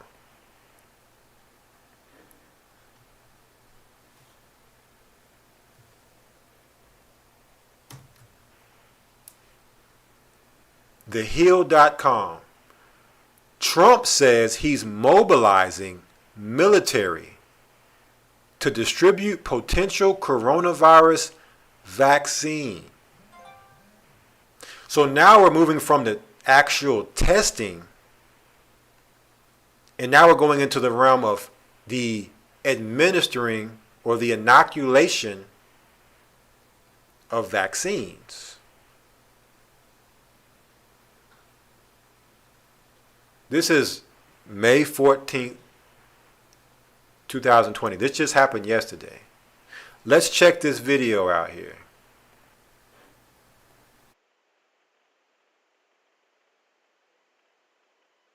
President Trump said Thursday that he would prepare the U.S. military to disperse COVID-19 vaccines when they are ready. Trump said in an interview with Fox Business, quote, "We're mobilizing our military and other forces, but we're mobilizing our military on the basis that we do have a vaccine. You know, it's a massive job to give this vaccine. Our military is now being mobilized, so at the end of the year, we're going to be able to give it to a lot of people very, very rapidly." Trump said that the mobilization process for distributing a vaccine is, quote, "starting now, to get a head start once it is finished," adding that, quote, "We will have a tremendous force because assuming we get it, then you have to distribute it."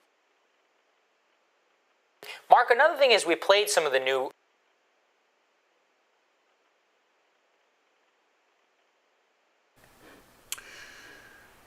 So that was the video. Now, let's read the article.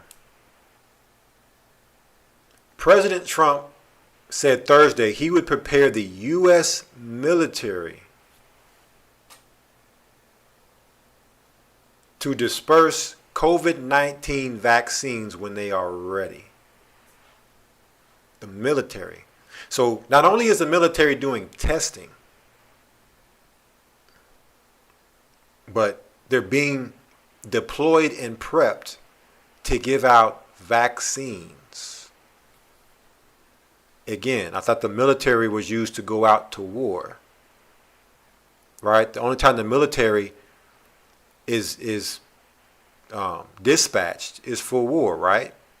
So that would lead me to ask the question, is this a war? And is the war against the people?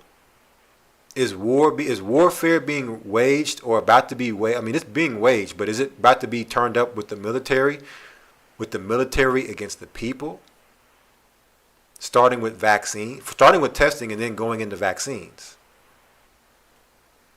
It says we're mobilizing our military and other forces, which who knows what that means, what forces those are. Other forces, but we're mobilizing our military on the basis that we do have a vaccine. Trump said in an interview with Fox Business's Maria Bartiromo, however you say her name. So, I mean, when I read that statement, that tells me they have a vaccine. And I know it would probably more so be broken down by them that, oh, no, we're saying when we do have a vaccine. But really, when you read the words, we read between the lines, he's basically saying straight up, we have a vaccine. They've been had a vaccine.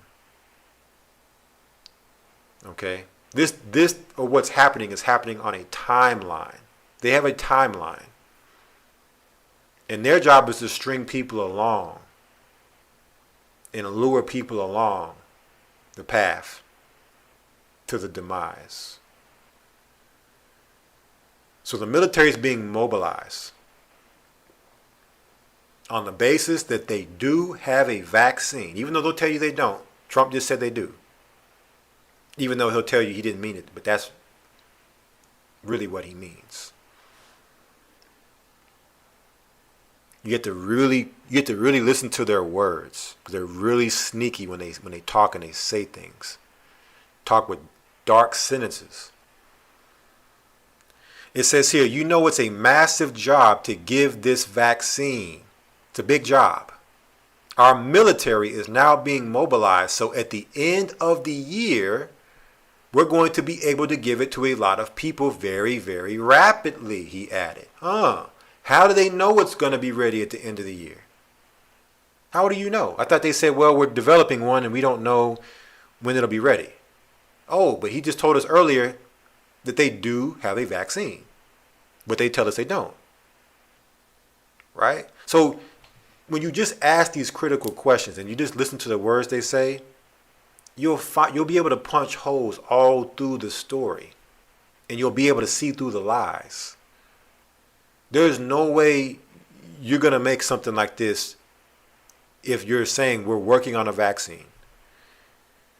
How do you know when it's going to be ready? To know it's going to be rapidly given out at the end of the year. Not only will it be ready at the end of the year, but we're going to have as many vaccines that we need to administer. We'll have them mass produced. We're going to have them already mass produced overnight. And because the military is involved, we're going to be able to give them to everybody very, very quickly. Okay? Overnight, millions of people will have been vaccinated. Basically what he's saying. All done by the military. Trump said the mobilization process for distributing a vaccine is starting now to get a head start once it is finished. Oh, once it's finished. But I thought he said that they do have a vaccine. Right? So there's so much hypocrisy in when they speak. But they give you the truth if you can decipher it. So they're getting a head start. Let's get the military ready now. So they're already in place. So once the vaccine is ready, they'll be ready to give it out. They'll be ready to administer to people. We will have a tremendous force because assuming we get it, assuming that they get it, they're assuming, as funny as that sounds, we will have a tremendous force because assuming we get it, then you have to distribute it. The president announced Wednesday that he would place Army General Gustav Perna as Chief Operation Officer for Operation Warp Speed. So they're calling this Operation Warp Speed, meaning they're about to, whatever their plans are, they're about to do it very, very quickly. Which is why I said the whole thing about them opening things back up is a facade.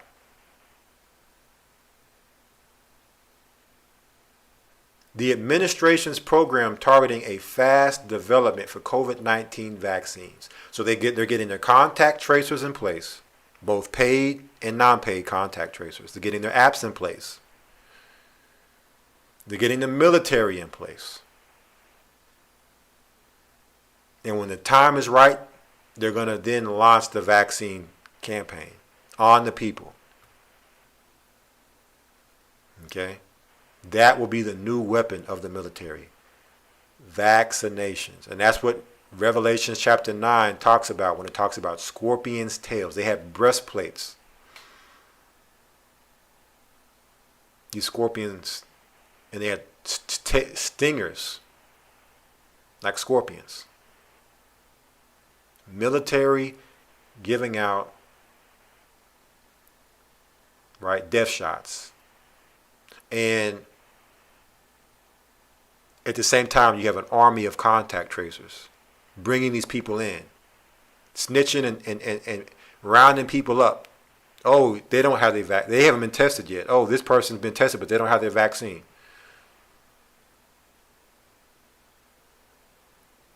And if you want to operate in this society, this is what you're going to have to do. Now, what does this sound like? We're gonna get there. Trump also said on Thursday that he expects a ready vaccine by the end of 2020. Here's another thing. Trump's making all these plans, supposedly, even though we know he's not.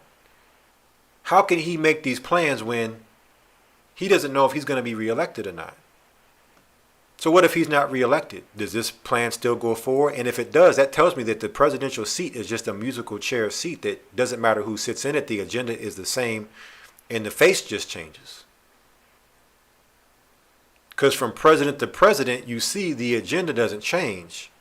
It only intensifies. Though they may campaign about change, but the only change is for the worse. They're not campaigning for the worst. They're campaigning for the better. They're going to shut down Guantanamo Bay. They're going to pull the troops out of the Middle East. They're going to do this. They're going to do that. When they only intensify the operations. So this vaccination program is titled Operation Warp Speed. COVID-19 is a military operation. 5G is a military weapon.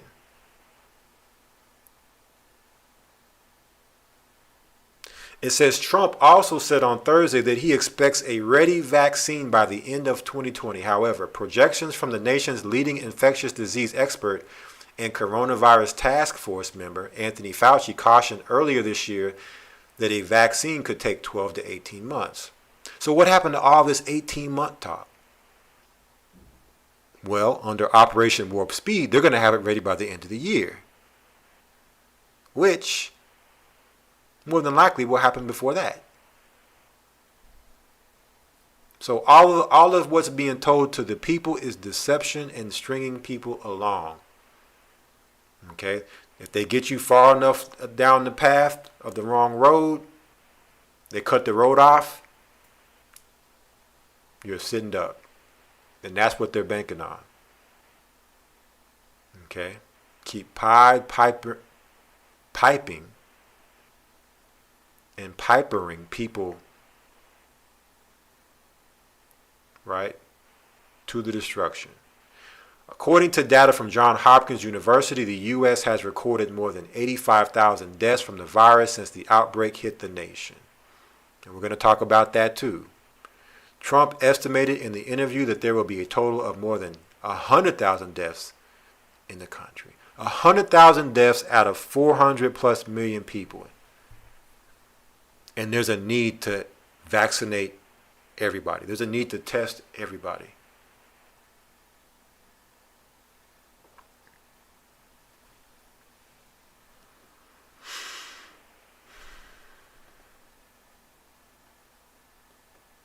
So,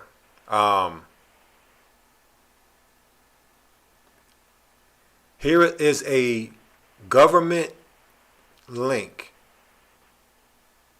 Let me give you all this link real quick.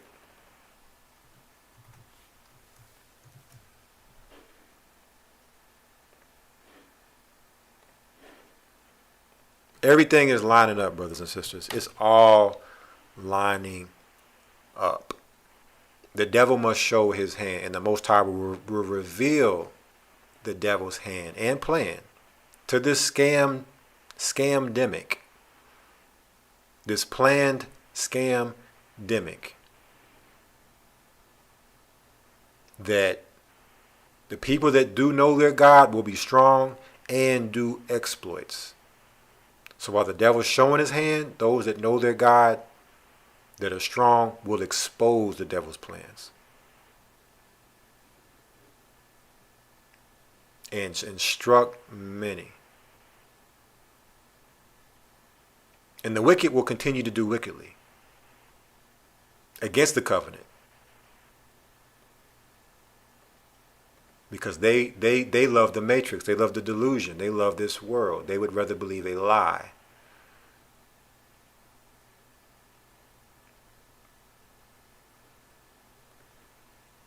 They are the walking dead.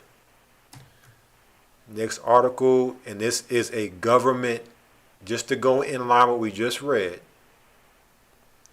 The military being rolled out to give vaccines.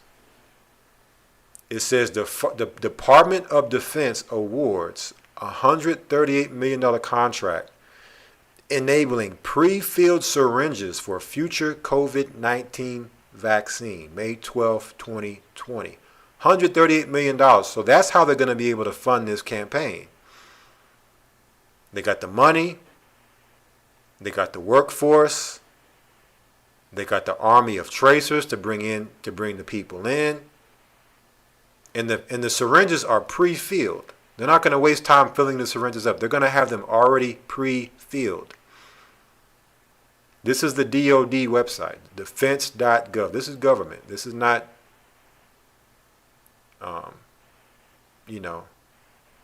a news source here. This is your government, and you see your pentagram right here, or pentagon, letting you know this is what they're doing.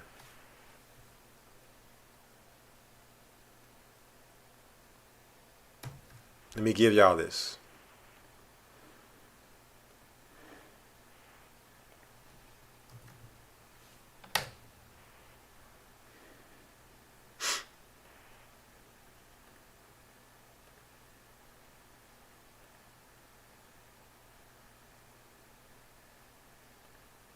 And we're about to get some scriptures here in just a moment.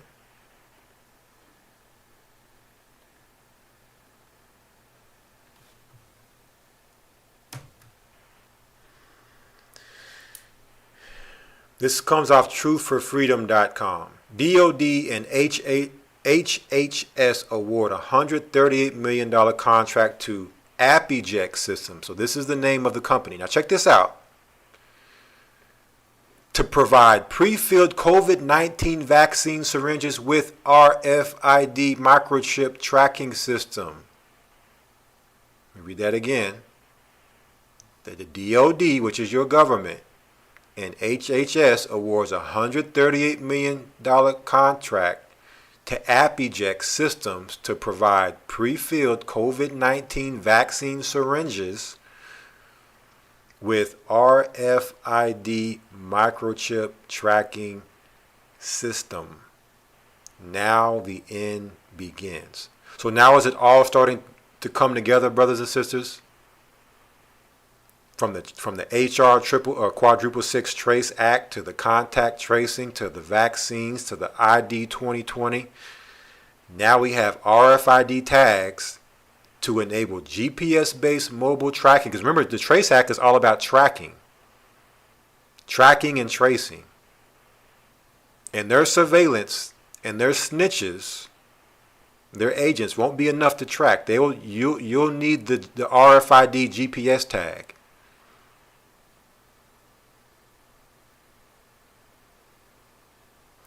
Check this out. They're gonna get a surge package in. 330 million doses in 30 days. Right? There's your 33. But 330 million doses in 30 days. They're going to have a surge package in. That's why it's called Operation Warp Speed. In 30 days, they'll have enough to pretty much vaccinate 2/3 of the population. 2/3 to 3/4 of the American population. In 30 days, they can get them vaccinated.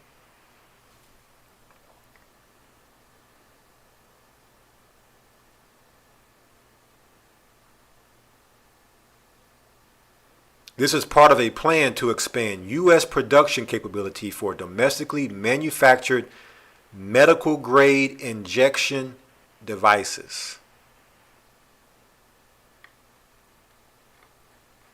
So it says here, back in March, the Department of Health and Human Services partnered with a company called Apiject. What does Apiject make? They make pre-filled syringes for injecting people with vaccines, and then provide RFID microchip tracking after the shot is administered. You will see in the main graphic for this article an RFID syringe displayed on the screen of a mobile device.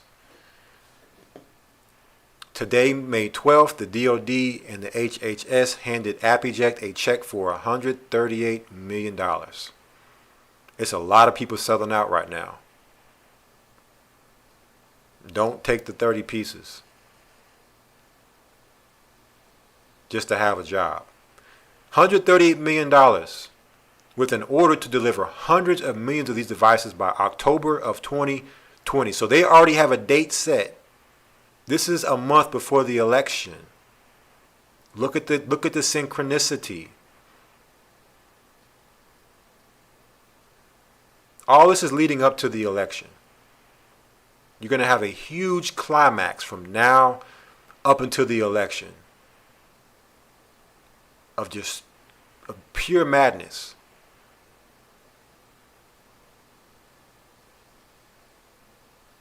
Spearheaded by the DOD's Joint Acquisition Task Force. All these task force, right? In coordination with the HHS Office of the Assistant Secretary for Preparedness and Response, the contract will support Jumpstart to create a U.S.-based high-speed supply chain for pre-filled syringes beginning later this year by using well-established blow-fill-seal aseptic plastics manufacturing technology suitable for combating COVID-19 when a safe and proven vaccine becomes available. The contract also enables Apiject Systems America to accelerate the launch of rapid USA manufactured in new and permanent US-based BFS facilities with the ultimate production goal of over 500 million pre-filled syringes doses in 2020. So 500 million more in 2020. Or, 2021, next year. So you have Rapid USA, you have Operation Warp Speed. Everything is rapid, quick. Why? Because their time is short.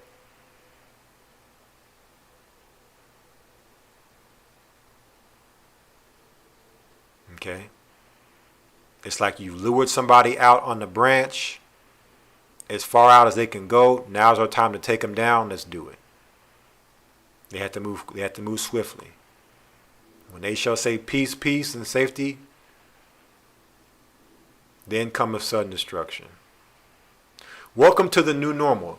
It comes with an RFID microchip enabled COVID-19 vaccination syringe with your name on it. Because remember, according to the Trace Act, everybody must be traced. That's the new normal. The only question is, what will you do when they come to your door and tell you it's mandatory? You might want to figure out your response to that scenario sooner rather than later. Now would be a good time. New public-private partnership created to develop a U.S.-based high-speed emergency surge drug packaging solution using mass manufacturable pre-filled syringes with optional mobile-based GPS tracking and confirmation. Apiject Systems America, a public benefit corporation based here today, joined with the U.S. Department and Human Services Office of the Assistant Secretary for Preparedness and Response in announcing the launch of a public-private partnership dedicated to creating a U.S.-based high-speed, high-volume emergency drug packaging solution, establishing surge capacity for mass manufactured pre-filled syringes. The new consortium called Rapid Aseptic Packaging of Injectable Drugs. I mean, they got these acronyms down. Trace Act, Rapid, they break them down. How long do you think it took them to come up with these, right? With these terminologies and these names for these operations, names of these companies and these events. Will be created and managed by Apiject Systems. Its purpose is to enable the U.S. Strategic National Stockpile. They're talking about stockpiling these vaccines to fill and finish hundreds of millions of pre-filled syringes to respond quickly and effectively to health emergencies such as COVID-19. The Rapid Consortium will build a surge capacity network of up to 8 domestic packaging facilities using a well-established drug packaging process called blow-fill-seal. The BFS process used in sterile manufacturing facilities worldwide features a high-volume, small medical-grade plastic container that holds a pre-filled volume of medicines or vaccines. FDA-approved BFS technology is already used to package billions of doses annually for medicines to treat respiratory conditions, rotavirus, oral vaccines, and more. The Rapid Consortium will combine this well-established BFS technology with an innovative interlocking needle hub. The result is a pre-filled syringe that eliminates the inefficiencies and difficulties of packaging medicines in and drawing medicines from glass vials using disposable syringes. So what they're saying is that, as you see on your screen here, you see Bill Clinton, he has a glass vial in his left hand, or on the right side of the picture. And on the left side, a disposable syringe. So what they're saying is that, that process is too messy. It's not efficient. We're going to have pre-filled syringes. They're ready to go. All you got to do is stick and squeeze. Okay? They're rapid. This is called rapid and Operation Warp Speed. Everything is being sped up. They're taking processes away. No more glass vials. They got to make it more efficient, more speedily, more rapid. And this is going to be done with the military.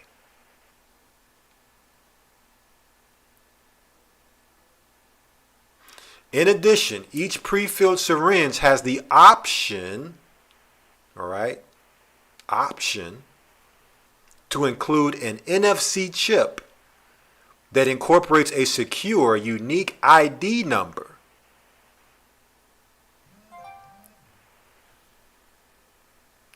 This enables healthcare professionals at the point of care to use an app on their smartphones to verify that the drug being injected is authentic and unexpired. All these apps and all these smartphones. Everything is going to be verified with these smartphones and these apps until they actually go over to the next phase, which is the actual technology in your body. When it's transferred from your phone to your body. Okay? Because in your hand and on an app, it's just not efficient enough. It needs to be inside of you. It also enables health authorities to know in real time when and where each dose is injected. They can know where you were injected. They can know if you've been injected. They can track you real time to know where you are. And you won't be able to operate in this society without it. What does that sound like? I mean, getting closer and closer to what the Bible said that the beast would cause. We're going to get that.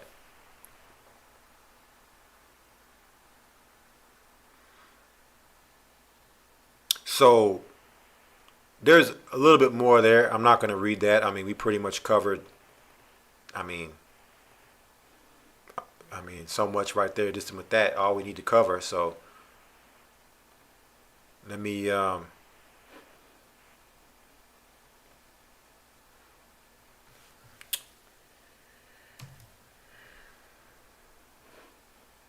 give y'all this article.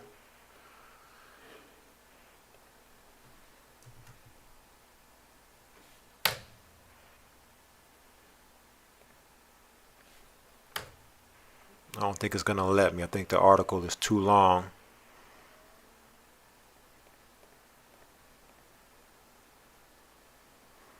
I'll give you the article for the actual the website that has the article, and you can just go to their website and look for it. Truthforfreedom.com or truthforfreedom.wordpress.com.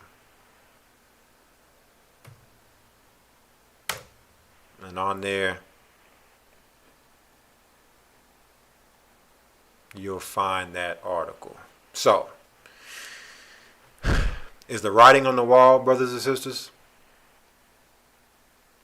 It is for me. It is for me. ZeroHedge.com. Trump mobilizes military to deliver COVID vaccine as HHS and DOD unveil massive contract for injection devices. Pretty much the same thing we read just now on Zero Hedge. Let me give that to you, brothers and sisters, here.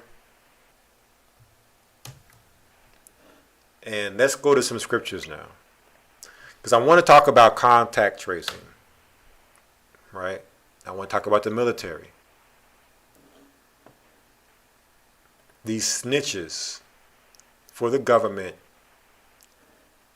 and what the scriptures tell us about military in these end times. So let's first talk about these contact tracers. Is this anything new? Let's go to the book of Ecclesiastes.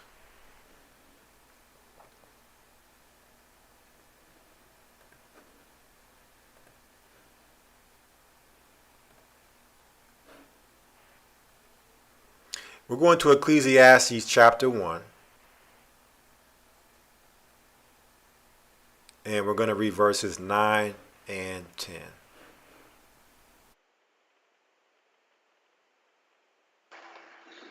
All right. We are reading the book of Ecclesiastes chapter 1, verses 9 through 10. And it reads, "The things that has been, it is that which shall be.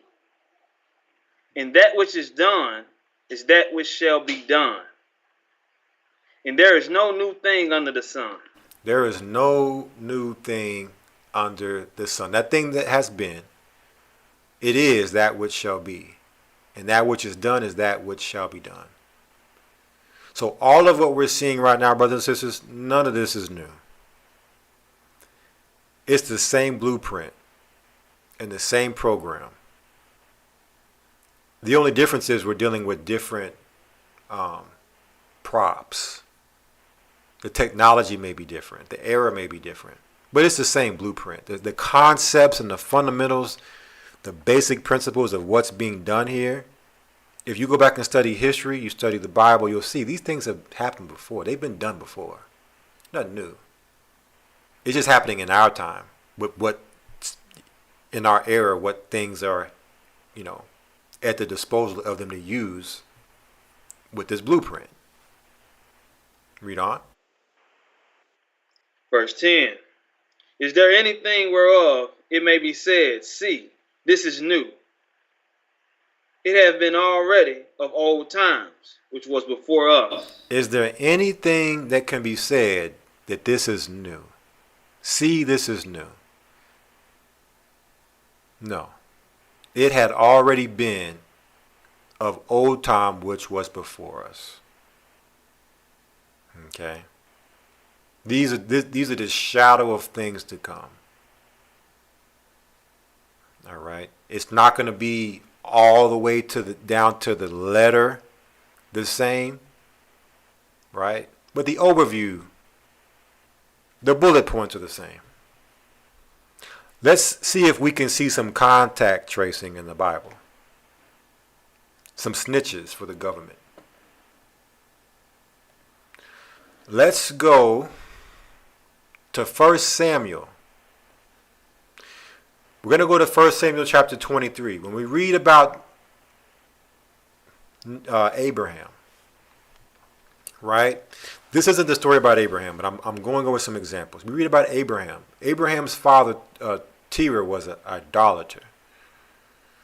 Nimrod, who was the dictator of the world at that time, said, "All the world must worship my gods." Okay, Terah's father seen Abraham worship the Most High God.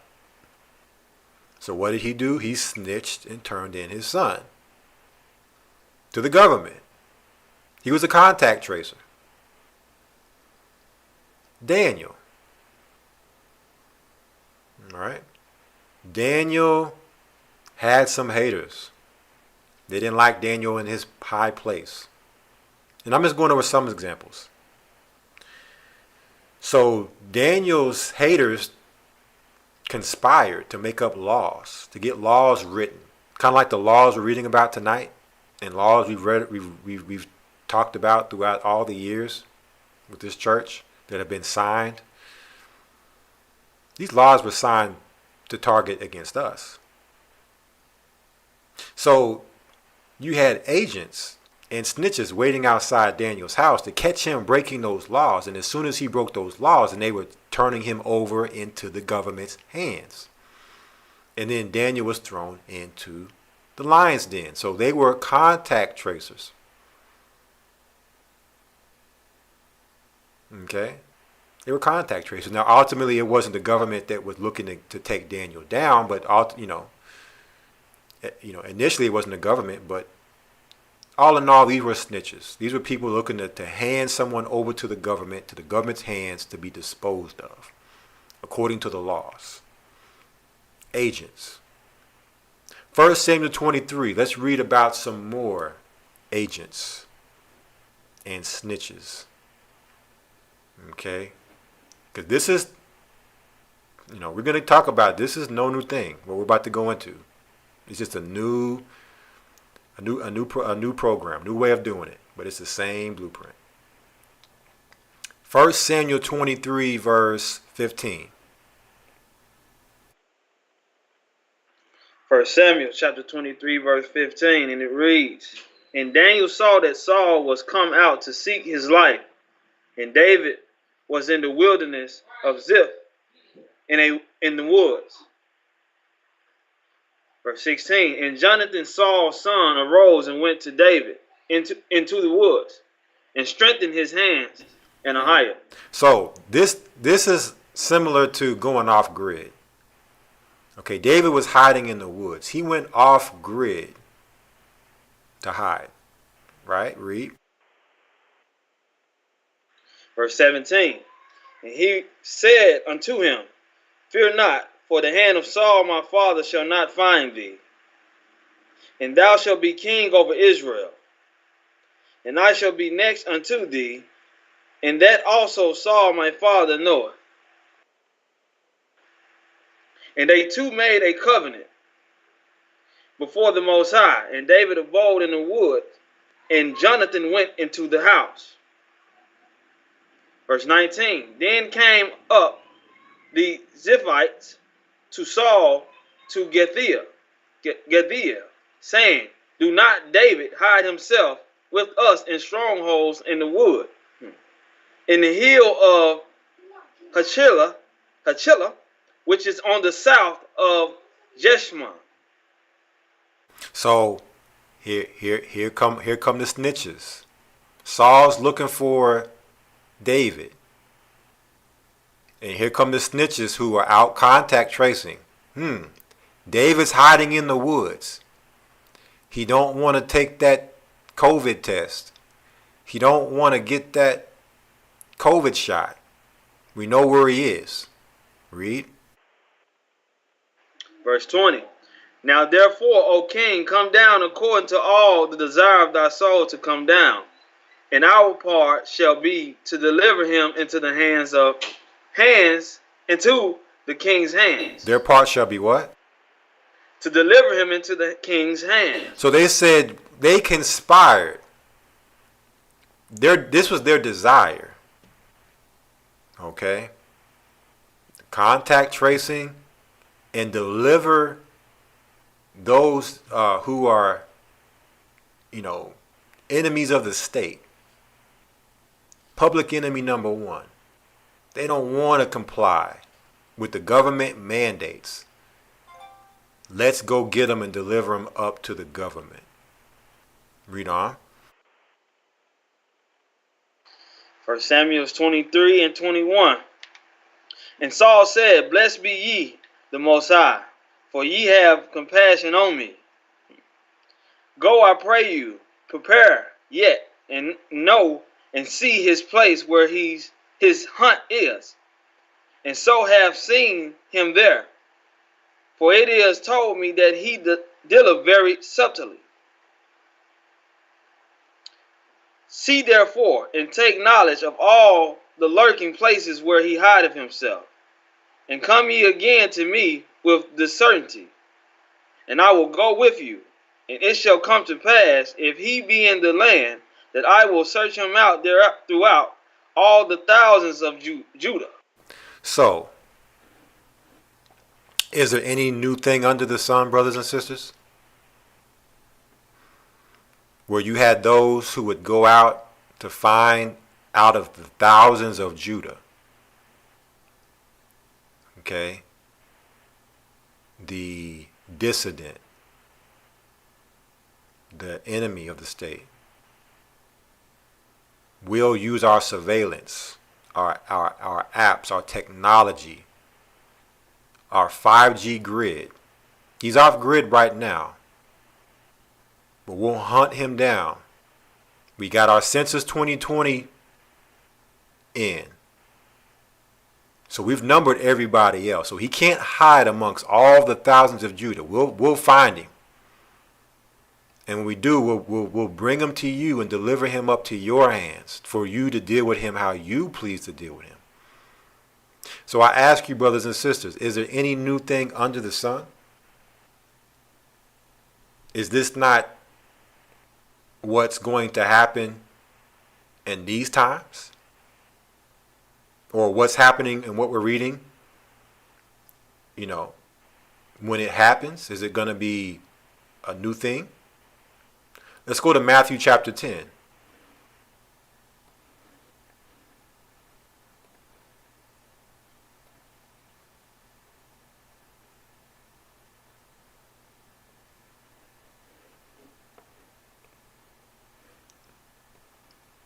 Matthew chapter 10. And start at verse 18 for me. St. Matthew chapter 10, verse 18. And ye shall be brought before governors and kings for my sake, for a testimony against them and the Gentiles. Ye shall be brought before governors and kings for my sake, for a testimony against them and the Gentiles. Read. But when they deliver you up, take no thought how or what ye shall speak, for it shall be given you in that same hour what ye shall speak. So this was Christ speaking to the disciples in their time. Okay? So it happened in David's time. Happened during the times of Christ. Happened to Abraham. Happened to Daniel. Happened to many others. Happened to Christ. Judas was a snitch and turned Christ over. He infiltrated and was an agent for the Roman government to hand Christ over for 30 pieces of silver. Is the servant greater than his master? Is that what's coming, brothers and sisters? Or is what's happening now something new, something different than what we read? Read on. St. Matthew chapter 10, verse 20. For it is not ye that speak, but the Spirit of your Father which speaketh in you. And the brother shall deliver up the brother to death, and the father the child, and the children shall rise up against their parents, and cause them to be put to death. Verse 22. And ye shall be hated of all men for my name's sake, but he that endureth to the end shall be saved. Verse 23. But when they persecute you in this city, flee ye into another. For verily I say unto you, ye shall not have gone over the cities of Israel till the Son of Man be come. So Christ told the disciples, even family members are going to be turning in. Family members. Right? The contact tracers coming to your house. Your family don't want no smoke. They're gonna hand you over. Yeah, get him out of here. Like, I don't want COVID. You say he got COVID, he got COVID. I don't want it. I don't want to be quarantined. They're gonna give you up. Hey, and we'll give you a little incentive for being a COVID worker, for being a contact trace worker. All right?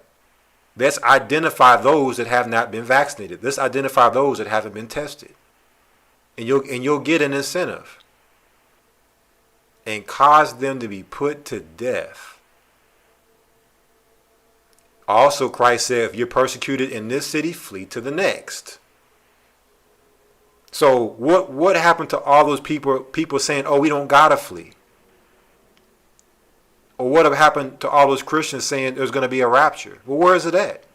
Where are the UFOs at? Where's the rapture at? Because from what I see, they've been making their move for a long time. There's people dying in these hospitals right now. You know, probably some good people dying in these hospitals.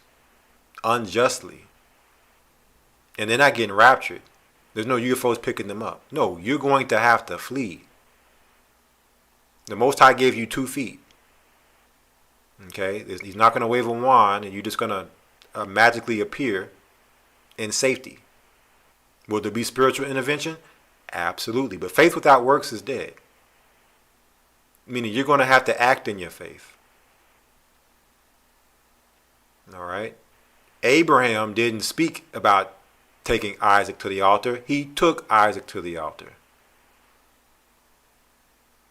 But does what we're reading here, what Christ spoke about, not apply to us? Is this all just old talk and only applies to old times? Let's see, verse 24. St. Matthew chapter 10, verse 24. The disciple is not above his master, nor the servant above his Lord. It is enough for the disciple that he be as his master, and the servant as his Lord. If they have called the master of the house Beelzebub, how much more shall they call them of his household? Fear them not, therefore, for there is nothing covered that shall not be revealed, and hid that shall not be known. What I tell you in darkness, speak ye in light, and what ye hear in the ear, that preach ye upon the housetops. And fear not them which kill the body, but are not able to kill the soul. But rather fear him which is able to destroy both soul and body in hell. So there's so much in this to break down, but we're so pressed for time I can't break every little part down. But the servant is not above his master. So the same way Christ was contact traced by Judas, the same way the patriarchs were contact traced by the agents that were after them, okay, it's going to happen in these times too. And that's why when Christ said, be wise as serpents, harmless as doves, you have to be careful of the things you say to your family. Because that could very well be the one that's looking to turn you in and cash in. They could be a contact trace worker. Okay? And they may be offended. They may be looking to turn you in for free. Just to get you to shut up. Because they don't want to hear it anymore. They want to live that delusion. And you're making them uneasy that you possibly could be telling them the truth. So that's why it says, let your light shine. Sometimes just let your actions speak. You don't have to always bring the information and the words. Just operate through your actions. But at the end of the day, you cannot fear them which kill the body. And that's why a lot of people are going to take the vaccine.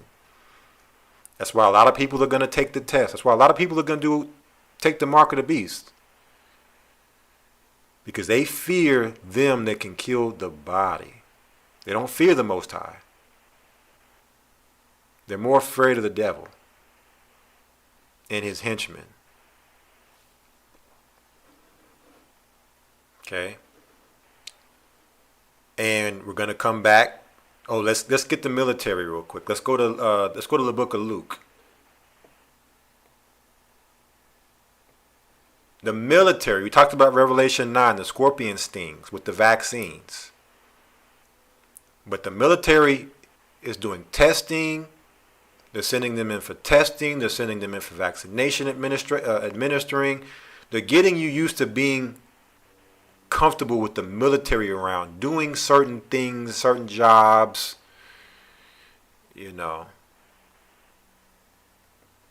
Luke chapter 21, verse 20. St. Luke chapter 21, verse 20. And when ye shall see Jerusalem compassed with armies, then know that the desolation thereof is not. And when you look at this whole COVID thing, COVID means Jacob. Yaakov. Yaakov in the modern Hebrew is Jacob. Kov is like short for Jacob, and then ID. So it's all about identifying Jacob. They need you to test so they can identify through your DNA if you are Jacob. That's why they must test they must trace everyone. Because you could be Jake and don't know you are. Or they don't know you are because you don't look like Jake. They need to know for sure. Because it's a DNA thing. It's not about how you look. It's about your DNA and your bloodline. COV ID. They must identify Jacob. And Jacob is the disease. That's the enemy. They must eradicate the world. They're isolating and boxing in Jacob to eradicate and eliminate Yaakov, Jacob. So they're putting militaries in place. Military is going to be not in the white neighborhoods like that. Not in the beginning, not initially. Jacob, who is the ones that's going to be getting rowdy when things start getting tight? Okay, you got your white folks, they got guns and all of that, but they at least have some level of restraint and discipline. Okay, when Jacob gets rattled and riled up, they're going to have the military in place. Because Jacob's going to be on a tear. So the military you're going to see, it's going to start with these churches. A lot of these black churches are now become COVID testing centers. Your pastors are going to be contact tracers. The fellow churchgoers are going to be contact tracers. Okay? And the military is going to be there doing the testing. Getting Jacob used to being surrounded, or Jerusalem being surrounded by armies. Read on. Verse 21. Then let them which are in Judea flee to the mountains, and let them which are in the midst of it depart out, and let not them that are in the countries enter thereinto. So there goes that flee again. He said, when you see these things, do what? Be ready to flee. It doesn't mean as soon as you see it, you flee. There's a time and place for that. But it's just letting you know to prepare yourself because the day is coming. If you want to escape all of this, you're going to do what David did. David had to flee. The Most High didn't rapture David. The Most High didn't rapture those in 70 AD. They had to get up and flee. And get off grid. Flee to the mountains. That's off grid. Trust me, I've been there. I was there this past weekend, and it's off grid. There's no signal, no phone signal. Okay. So I know when you're off grid. That's why Christ said, "Get off grid."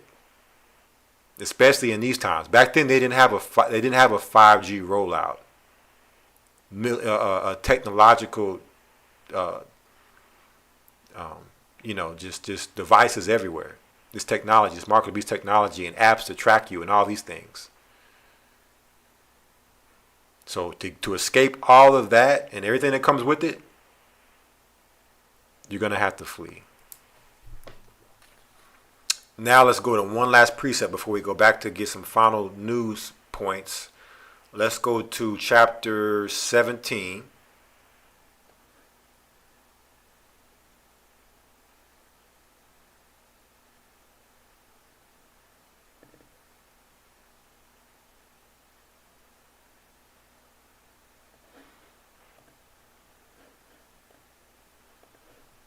Actually, it's actually chapter 19. So one key indicator is military. When you see armies, they talked about an army of contact tracers. Military testing for COVID. Military vaccination administering. Okay. Revelation 9 tells us about the scorpion stings. What does Luke 19 and 43 tell us? St. Luke, chapter 19, verse 43. For the day shall come upon thee, that thine enemies shall cast a trench about thee, and compass thee round, and keep thee in on every side. The day shall come upon thee that thy enemy shall cast a trench about thee, and compass thee round, and keep thee in on every side. So again, I ask brothers and sisters, is there any new thing under the sun? This happened in 70 AD. The Roman armies surrounded Jerusalem on every side so they could not escape. They built a wall. All right. Did Trump not, is he not accredited with building a wall around America? The day shall come upon thee. So these are signs. If we learn from history, then when it happens in Ecclesiastes tells us there's no new thing under the sun, we can learn from what happened, those that didn't listen and what their end result was versus those who listened and what their end result was. To learn from it. The things written aforetime were written for our learning, for our reproof, our comfort, and through the our patience and comfort, so that we may have hope. To know, like, look, there is a way out of this, but it comes from learning from those from the past and being obedient to the Most High. Let's not follow in the footsteps of those that were rebellious and disobedient. And it comes more it comes from more than just fleeing. Fleeing is just a physical part of it. Okay, because if you're fleeing in unrighteousness, you're not going to make it that far. And if you don't know what unrighteousness is, you better learn what righteousness is. Read verse 44. St. Luke chapter 19 verse 44.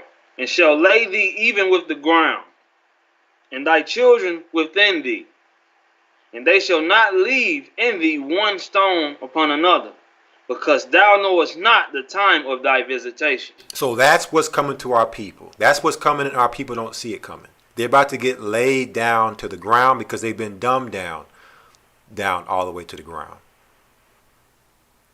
My people perish for lack of knowledge. They're destroyed for lack of knowledge. So because you're dumbed down all the way to the ground, you're about to be laid down all the way to the ground. Even your children with you. That's what they're making their move to do. Totally extermination of Jacob. Now, let's go back to some of this last bits of the news, and we're going to get some more scriptures. Let me pull it up here.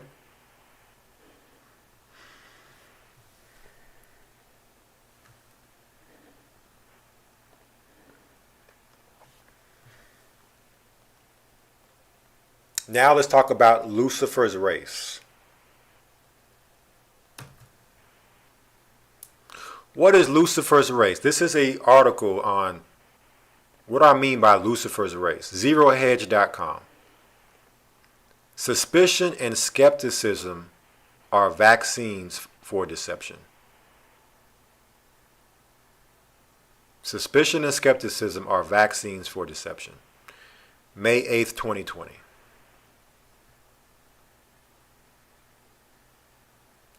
Let's see here. I once read it says here, those who can make you believe absurdities can make you commit atrocities. Voltaire. It says, I once read a definition of psychological depression as a result of anger and fatigue. That seems about right. Personally, I'm sick of COVID-19 dominating the headlines, and I definitely have inner rage at the magic spell that's been cast over society. And it is a magic spell, or an ill wind if you prefer, except tracking the source of a voodoo curse or determining where a breeze began might be easier than identifying the many variables of this planned demic, or what I would like to call a scam-demic. Okay? Truly, the overwhelming information is difficult to process on any given day. Let's drop down. I want to get something here.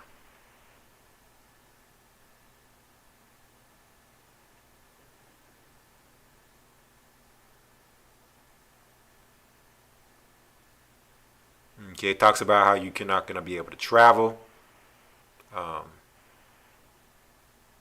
or how the coronavirus can travel.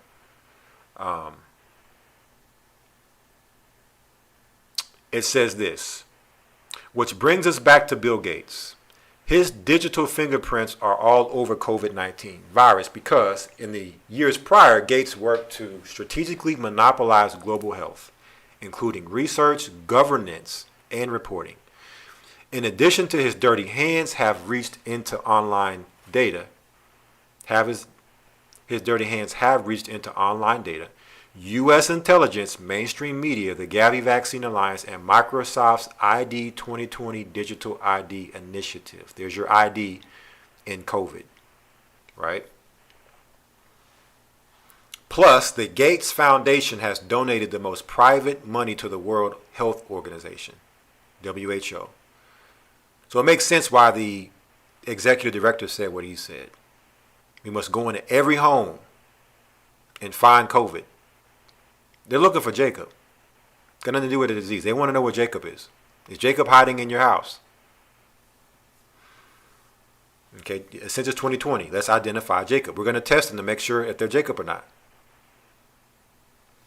And to make sure that we don't miss anybody, we're going to test everybody. Just to be on the safe side. We're not going to go by outward appearance. Subsidize the October 2019 event 201. Pandemic exercise, and even sponsored an event that was labeled communist propaganda, the globally televised together at home elitist infomercial. Okay, now check this out. It says, and just as the company Gates founded, Microsoft recently released and then recalled a Luciferian advertisement starring spirit cooking priestess Marina Abramovich, the Gates World Health Organization mandates have allowed heroes to arrest mothers on playgrounds in front of their children. Honestly, it really does add an entirely fresh perspective on the words of Isaiah 5:20, those who call evil good and good evil, put darkness for light, light for darkness, bitter for sweet, sweet for bitter. Now, paradoxically, a new bioluminescent vaccine is making headlines. If you can believe this, it's called Luciferase. So this bioluminescent vaccine name is Luciferase, or what I am drawing from what is being called is Lucifer's race. Luciferase or Lucifer's race, if you ask me. And it can store vaccination history through a new dye available with MIT research funded by Bill and Melinda Gates Foundation. And I know Chapat brought this out in some of the Academy News. Okay. But this is just some of the technology that they're mixing in with the vaccine. Digital fingerprints, RFID chip technology. All these things are being embedded now within the vaccine so they can now identify and track who's who and if you've taken the vaccine. Now,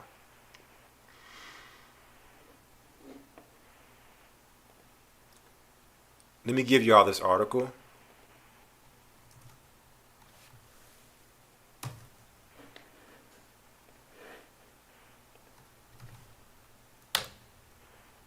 And we're going to go to the next article.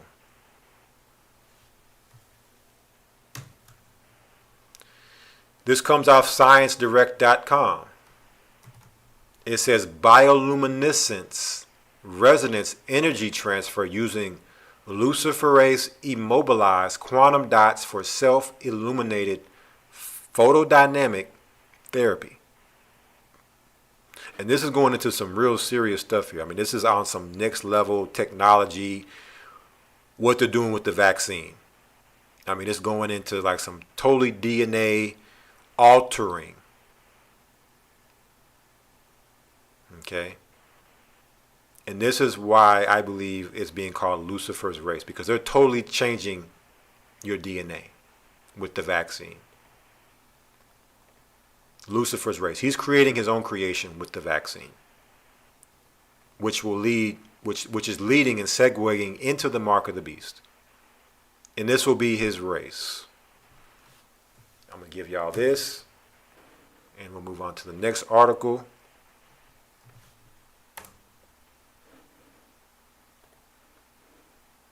Next article here off of STMsciencemag.org.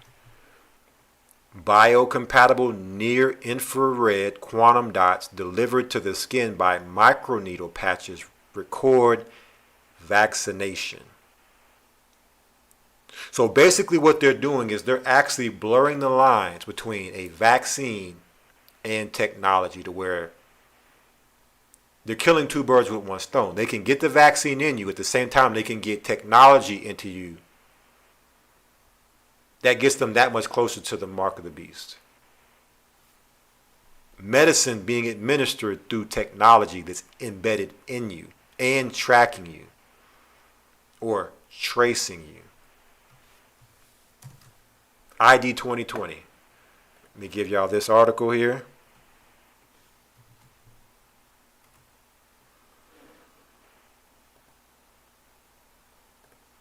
I mean, this is a lot of information, brothers and sisters. And, but this is 2 weeks worth of broadcast condensed into one.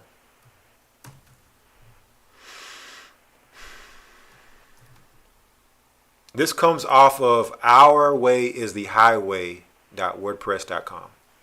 Luciferase, quantum dot tattoo, and the seething energies of the light bearer.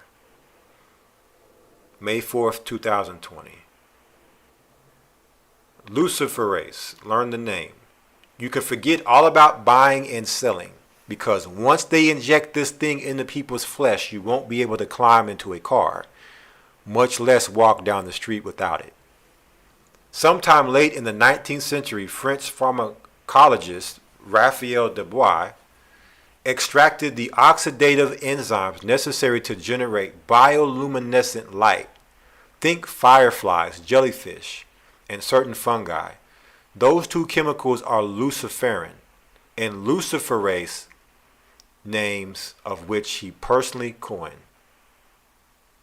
They're derived from its Latin counterpart, Lucifer. And the name means light bringer. And that's what they're calling this quantum dot tattoo, right? From the moment I began warning people about ID 2020, Bill Gates' magnum opus project, which promises to assign every man, woman, and child on earth a digital identification mark, I have stumbled upon a multitude of Bible believers who are already justifying their decisions with the worst deductive argument, and perhaps the most tragic in the course of human history, and it goes something like this. I see nothing wrong with taking ID 2020. I am not deceived, therefore ID 2020 is not the mark. Again, worst deductive argument ever. I'm not sure what else I or anybody else can possibly say to convince everyone of the grave situation we find ourselves in. Everything that I'm about to mention is currently being developed by Bill Gates, often in partnership with the COVID-19 playbook MIT, all of which is backed by the UN and the Rockefeller Foundation. Number one, ID 2020 is a global digital identification system and will be expected of every man, woman, and child, and is quite literally called a certification mark. Number two, due to ongoing mutations with COVID-19, I know the coronavirus vaccine currently being developed will alter our DNA through an actual synthesizing of our individual genetic code using mRNA and CRISPR technology, which acts as scissors by cutting DNA at a designated spot and removing or inserting a new sequence with an artificial code Need I remind you, this is the transhumanist dream. Okay? So again, Lucifer's race. Your DNA is being altered with this. It's cutting out your DNA and inserting it with an artificial coating. That's just with the vaccine. Before they actually really even get you with the machinery, with the iron or the metal. Lucifer's race. Okay. We're going to talk about this one in the next article. 3. A recent Microsoft patent 060606 involves another implantable device for the purpose of buying and selling, which is mutually covered by ID 2020 and is likely the same project. It's a cryptocurrency system that monitors our bodily activity, even our thoughts and emotions, and rewards each person based upon how well the platform or how to perform their task with monetary transactions. So check this out, brothers and sisters. At the same time, HR 666 was being created and being legislated and passed, Bill Gates' Microsoft, and it's very ironic that he steps down right when the patent 060606 is launched, which has to do with buying and selling and is attached to ID 2020, which is your vaccine and the RFID. Digital currency, cryptocurrency. And I have another article to go in on that, and it's like at this point, don't even really have to go in on that because this article right here is covering it. But give me a moment. Blog Talk's about to cut off. I want to call back in case there's anybody that wants to speak during overtime.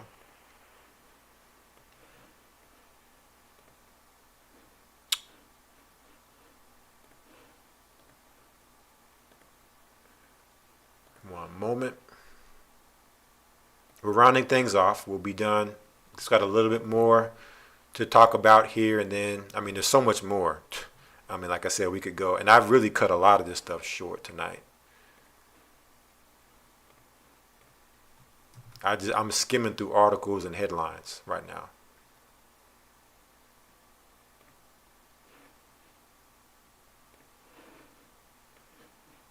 Welcome to Blog Talk Radio. Please enter your host PIN. When finished, press the pound key.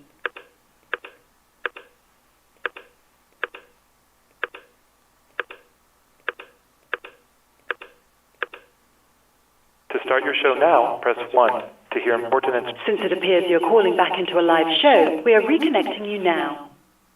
All right. So, back to the article.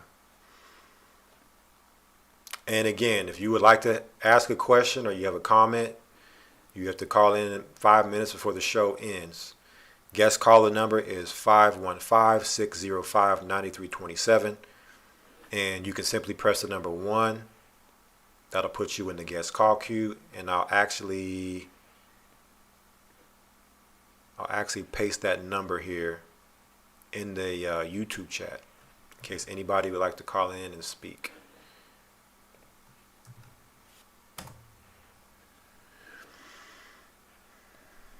It's so much to talk about with this, but it's like this has to be covered, brother. So this is way, we're here.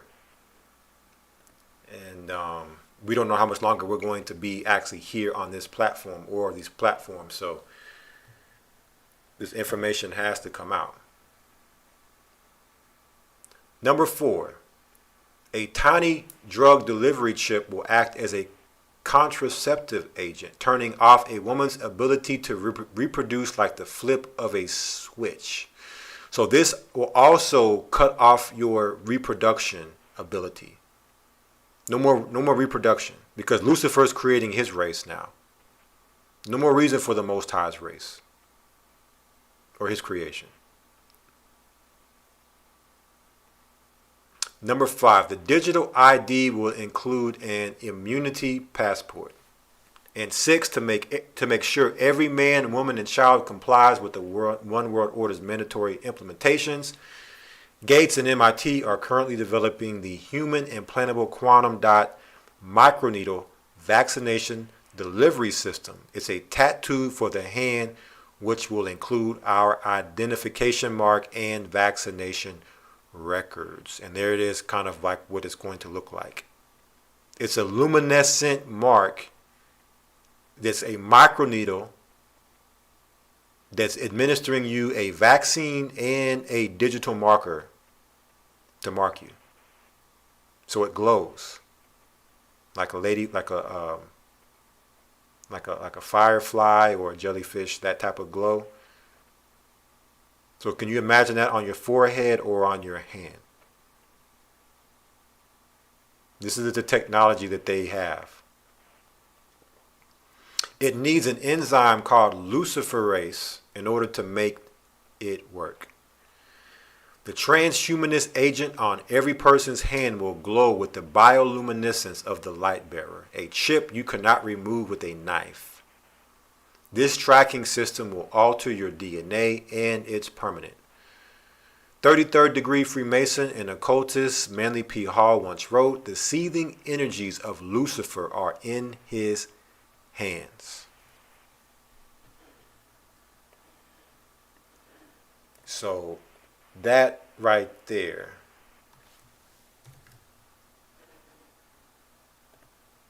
is if you needed any more dots to connect, any more pieces to stack on top of another piece. It's all right in front of us, brothers and sisters. Everything right now. How much more do they have to do until they just launch everything? But they're slowly continuing to wean the sheep in to where they make sure they have the sheep nice in a spell. 90 seconds. They don't want to lose the sheep, so they're doing this very methodically. It's almost like rocking a baby to sleep. Okay? Now, we talked about this in the last article. Let's move on to this. thegrapevine.co.ug. You can't get enough of this guy, right? He's everywhere. 60 seconds. If there was an Antichrist, it'd be this guy. He'd be the evil twin brother of the Antichrist. Because I don't know too many people that could probably say that he's a likable guy. Bill Gates' patent 666 scares the world. Is it true Microsoft has acquired intellectual property to microchip humans with the mark of the beast in form of COVID-19 vaccine? April 23rd, 2020. There is an online war going on between the mainstream media and conspiracy theorists after Microsoft filed patent 0606 or 060606. You take the zeros out, you got 666. Which the latter have called the mark of the beast from the Bible that is going to be implemented in people. 10 seconds. What is a patent? A patent is a form of intellectual property. It is a government authority or license conferring a right or title for a set period, especially the sole right to exclude others from making, using, or selling an invention. So again, the same time Bill Gates resigns from Microsoft, this patent drops. The same time HR bill quadruple six comes down. Okay.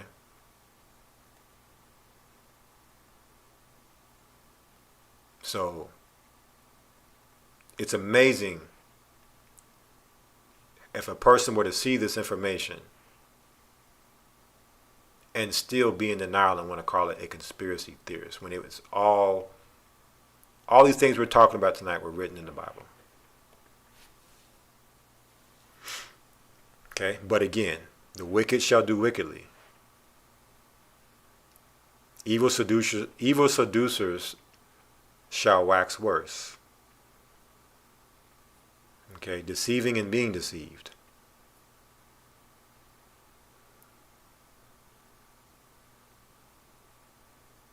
What is official concerning Microsoft's patent 060606? According to Patent Scope, Microsoft Technology Licensing LLC published patent number 060606 on March 26, 2020.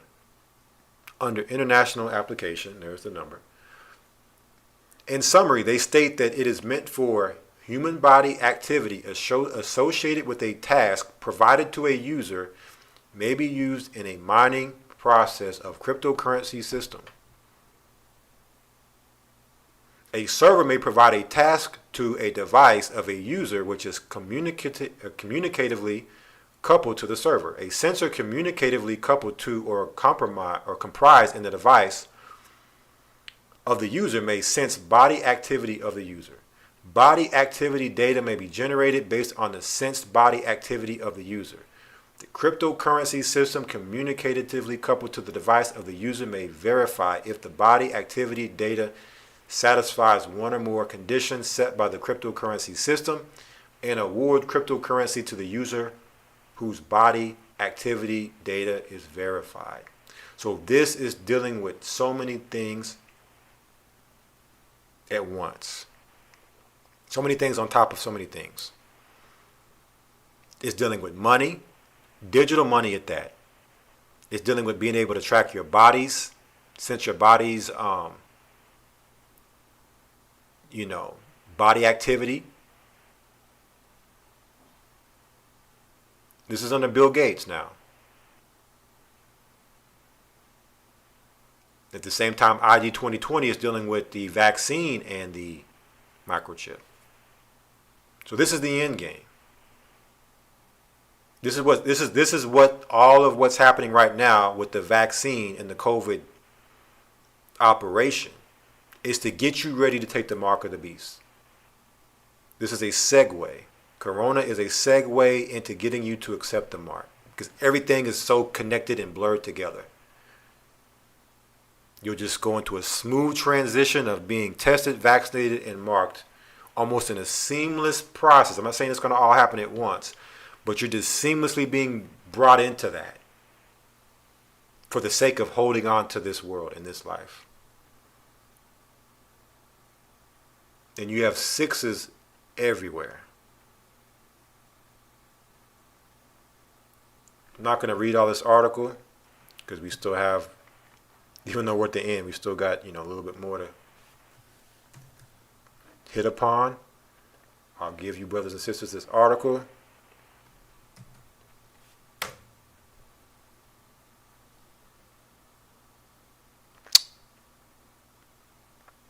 I'm not going to be able to post it here. YouTube only allows you to post so many characters in the chat. So let me try this. Oh, okay, that worked. So there you go. There's the article for that. Now,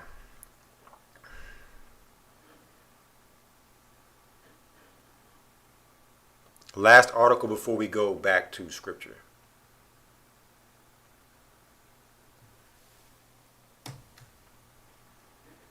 scientificamerica.com. Invisible ink could reveal whether kids have been vaccinated. The technology embeds immunization records into a child's skin. This was back in December of last year, 2019, right around the time COVID was first breaking out in Wuhan and other parts of the world. This article was dropping on this. So these are just segues. This is inching closer and closer to the mark by acclimating you to just the whole idea of being penetrated with a device, a technology, and they're using healthcare. Remember, Obamacare says that in the Obamacare bill, a two-way radio frequency device was written in the Obamacare health bill. Affordable Health Care Act is what they called it. Who are the people that need affordable health care? Who is that for? Here's the article for that one. Let's go to Revelations chapter 13. After that, we're going to get one more article.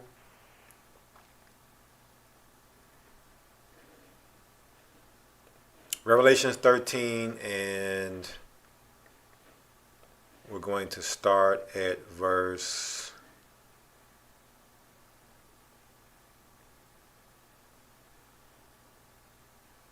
11. The book of Revelations, chapter 13, verse 11. And I beheld another beast coming up out of the earth, and had two horns like a lamb. He spake as a dragon. Read on. And he exercised all the power of the first beast before him, and caused the earth and them which dwell therein to worship the first beast, which deadly wound was healed. So this beast, this second beast that came out of the earth, presented itself like a lamb. And we talk about wolves in sheep's clothing. This is a dragon in wolf's clothing, on a whole different level than a wolf. This beast, who would cause the earth to worship this beast. It's talking about the Roman Empire. The Roman Empire didn't die. It just changed locations. Right? Now the Roman Empire is in America. It's the second beast. Beast out of the earth. And now the whole world is worshiping. That's why Revelation 18 says the whole world is drunk from the wine, the cup of Babylon. The whole world is drunk off this beast. Read.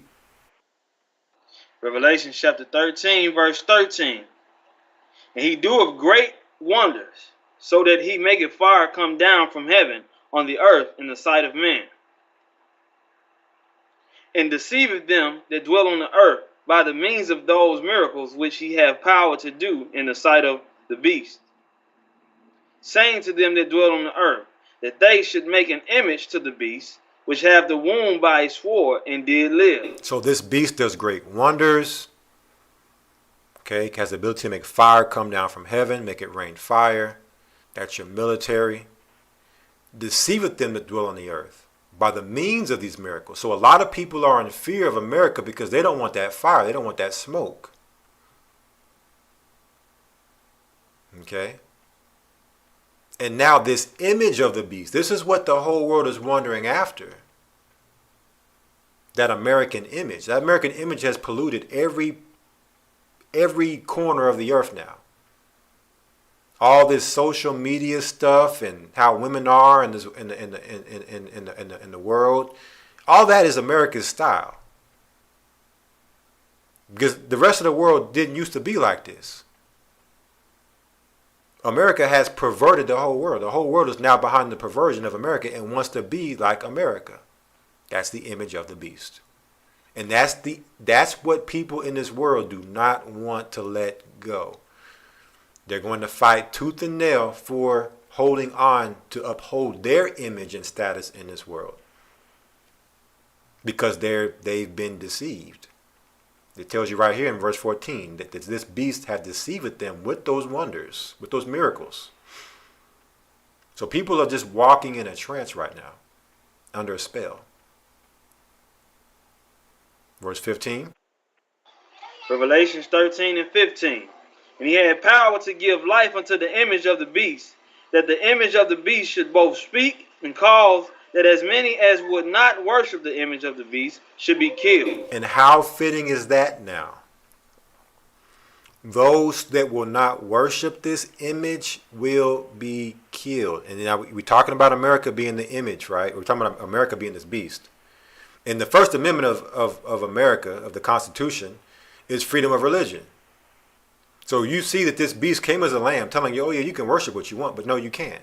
Because you're going to worship the beast and his image, or you're going to be killed. Okay, you're going to take the COVID test, you're going to take the COVID vaccination, or you're going to die.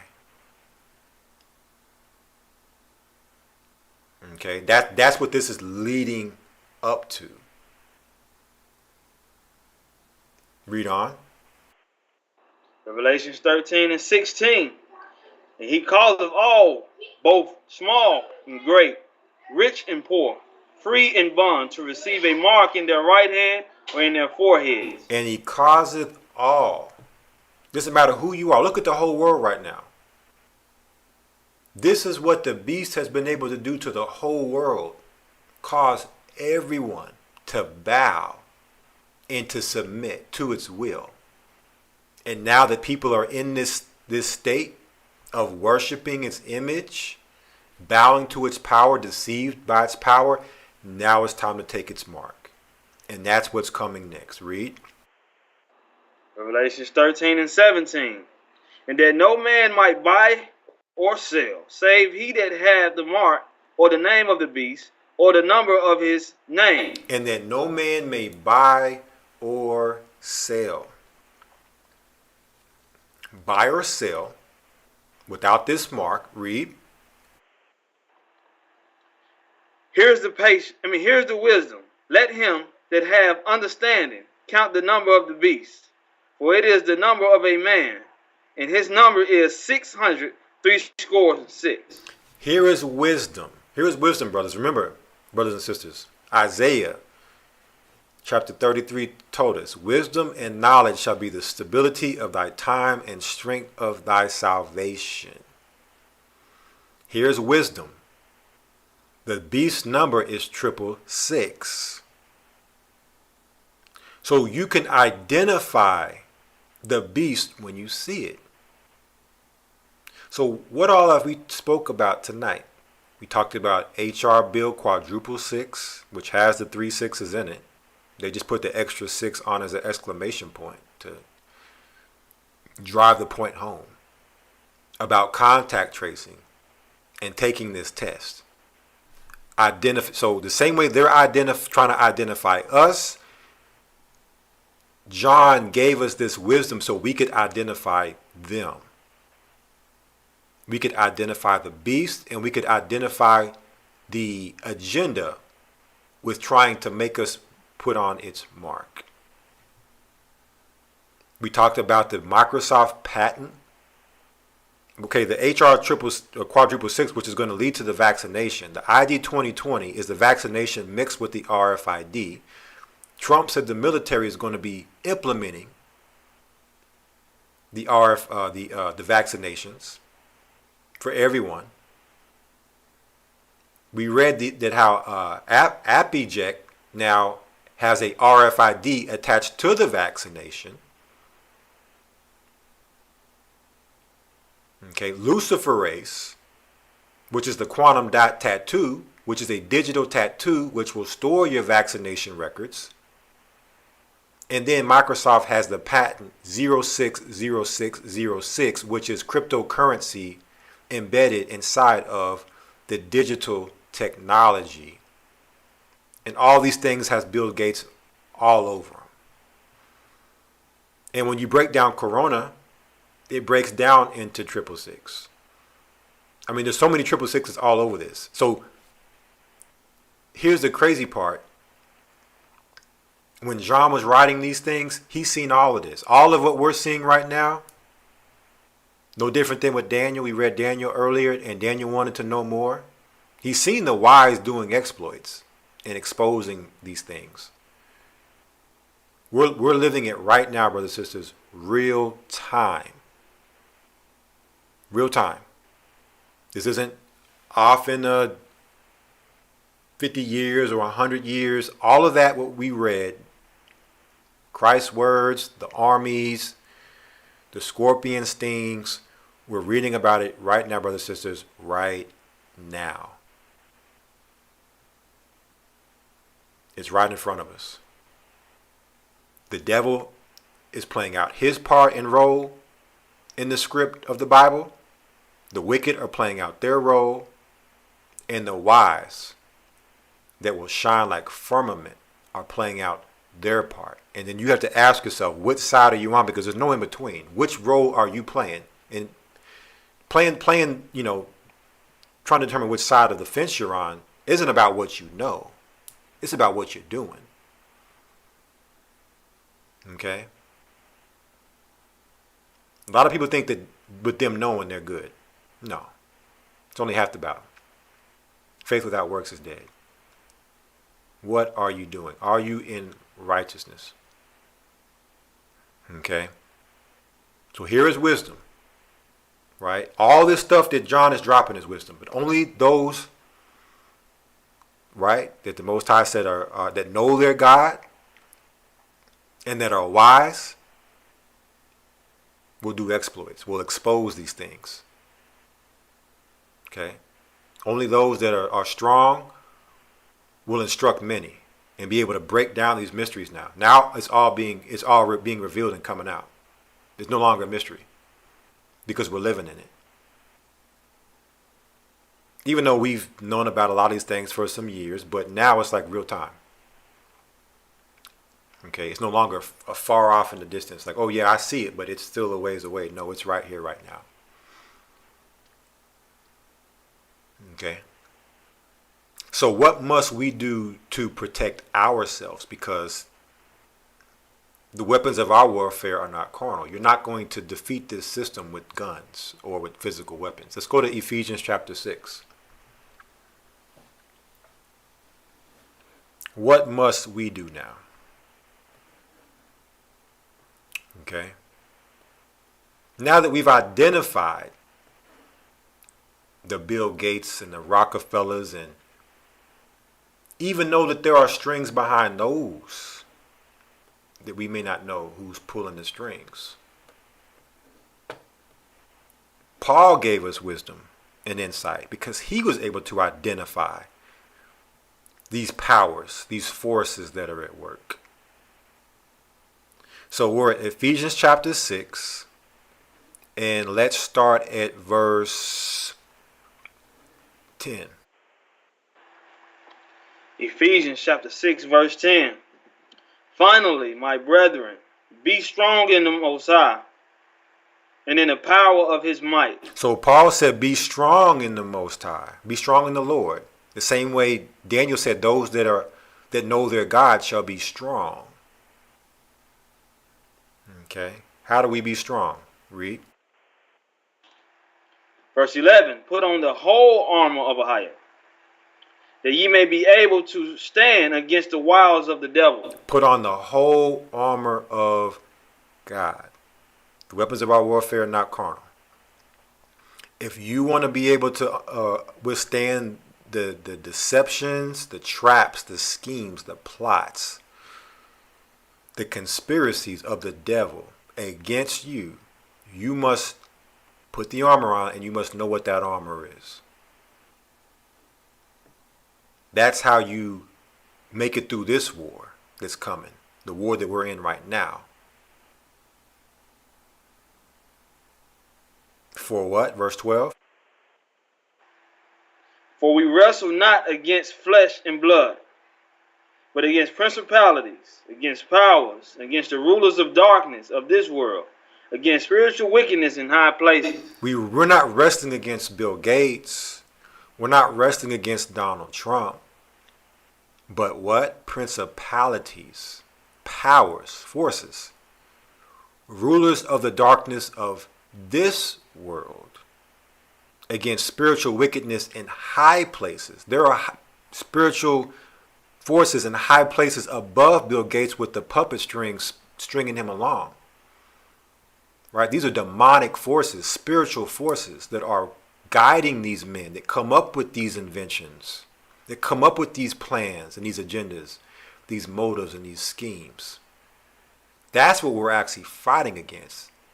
The same way we're a vessel for the Holy Spirit to be used through us, these people are vessels for the devil to be utilized. That's it. They're vessels. We're not wrestling against them. They've made their choice. They've picked the side they're going to serve. But they're being moved and used.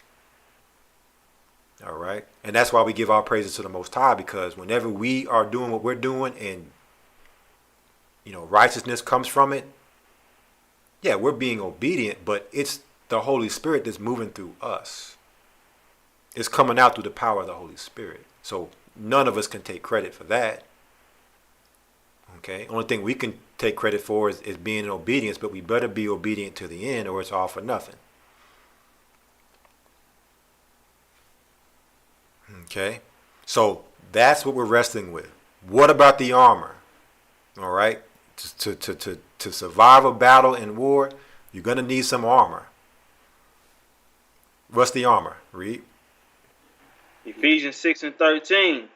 Wherefore, take unto you the whole armor of Ahiah, that ye may be able to withstand in the evil day, and having done all, to stand. Wherefore, take part of the armor.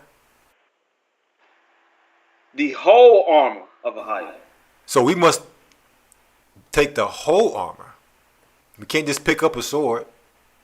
Yeah, I got my Bible, but I don't have no faith. You must take up the whole armor. What is the whole armor? Read on. Verse 14. Standing therefore, having your loins girded about with truth. Do you have the truth, brothers and sisters? Only the truth shall make us free. If you're dealing with lies, you're dealing with false doctrine, you don't have the truth. If you're not speaking the truth, if you're speaking lies, you don't have the truth, you're missing some armor. The devil will find a chink in your armor and find a way in to take you down. Read. And having on the breastplate of righteousness. The breastplate of righteousness. Okay. Are you in righteousness? Do you know what righteousness is? Okay. If you're breaking commandments, you're breaking laws, you're not in righteousness. Your whole chest is open. The devil's coming straight for your heart. That's your lifeline right there. Your heart stops beating, it's over. Read. Verse 15. And your feet shod with the preparation of the gospel of peace. Your feet with peace. Do you walk in peace? Are you destructive? Are you rowdy? Everywhere you go, is it followed through arguing and strife and contention? You can't get along with people. It's always problems. You're not walking in peace. You're missing some armor. Maybe your shoes are worn out and you need some new ones, but because people can try to take your peace, but you better get you some new shoes, right, to walk in with, so that you can have those shoes of peace. Because if you have holes in your shoes because you've been worn down and you've lost your peace, those are holes the devil can come in through. Read. Verse 16. Above all, taking the shield of faith, wherewith ye shall be able to quench all the fiery darts of the wicked. Above all, take the shield of faith, wherewith you shall be able to quench all the fiery darts of the wicked, the fiery syringes. Right? And it's not literally talking about fiery syringes. However, tonight's broadcast, what we're talking about, those scorpion stings, if you don't have your faith right, you're going to take the scorpion sting. And you're going to take that mark because you're going to believe in this system over the Most High. When they start taking everything and you start losing everything, your faith is in those things. And that sting, that dart, those darts have your name on it. And they're coming for you. Those darts are coming for us. But will you have the faith to be able to quench them when they come? And say, no, not me, not today. You got to go find somebody else to stick with those darts. I'll starve. I'll be homeless. I'll be off grid. Whatever. You can try to hunt me down. All those things.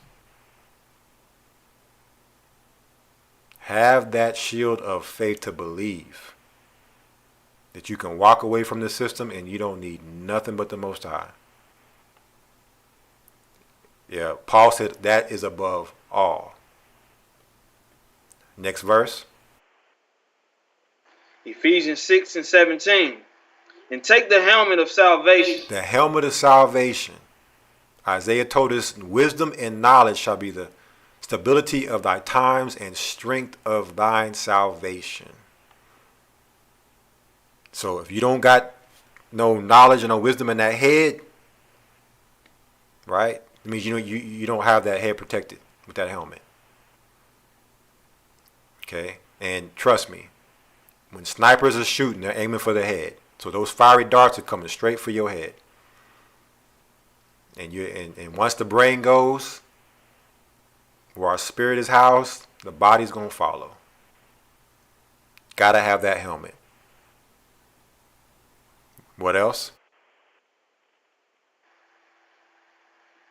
And the sword of the Spirit, which is the word of Ahia. And the sword of the Spirit, which is the word of the Most High. That's reading this Bible, knowing these precepts. So like Matthew chapter 4, when the devil came to Christ, tried to tempt him, and he hit him with a precept the first time, tried to tempt him again, hit him with a precept the second time. Do you know your precepts? So when the devil comes, you can hit him with them. Or do you get in a situation and it's like the Bible just gets thrown out the door and your flesh takes over? Right? Christ was tempted. His flesh was weak. Okay? But one thing he had that word. He had those precepts. In those moments, you're going to need that sword to fight back. You can't just have all the rest of the armor and just be in defense mode and be taking a pounding. You got to be able to swing too, and that's those precepts. Okay, finish out. Verse 18, praying always with all prayer and supplication in the Spirit, and watching thereunto with all perseverance and supplication for all saints. And for me, that utterance may be given unto me, that I may open my mouth boldly to make known the mystery of the gospel. So praying always. Christ said to watch and pray always. With supplication in the Spirit. All right? You get to operate with wisdom, operate with the Holy Spirit with your praying. And watching thereunto with all perseverance and supplication for the saints. You have to watch out for your brothers and sisters.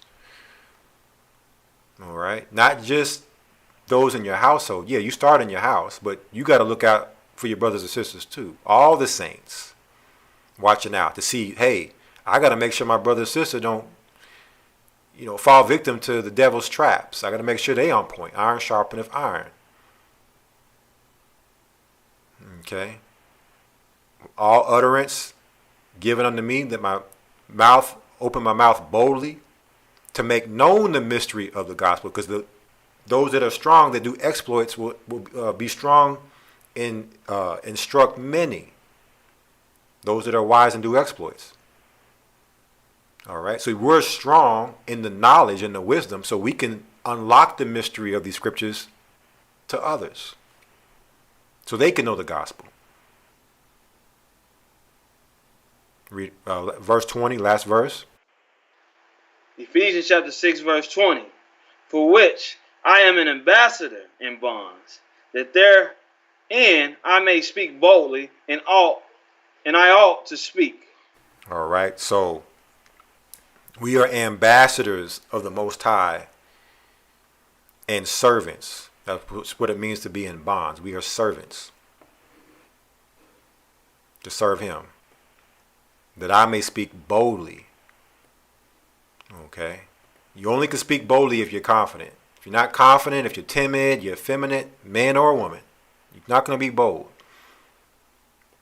So we got to be strong in these times. Men have to be men, women have to be women. Okay? And a lot of people's children are going to have to grow up fast. Children, no time for playing games and being weak and timid and all that. Young men are gonna grow up fast. Young women are gonna grow up fast. Okay. Now,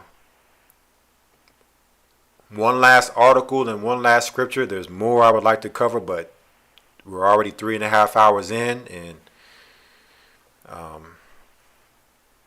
it is getting late. So I'm sure you brothers and sisters are ready to get your rest in for the Sabbath as well too. So definitely don't want to keep you too long, but let's go to this last article here,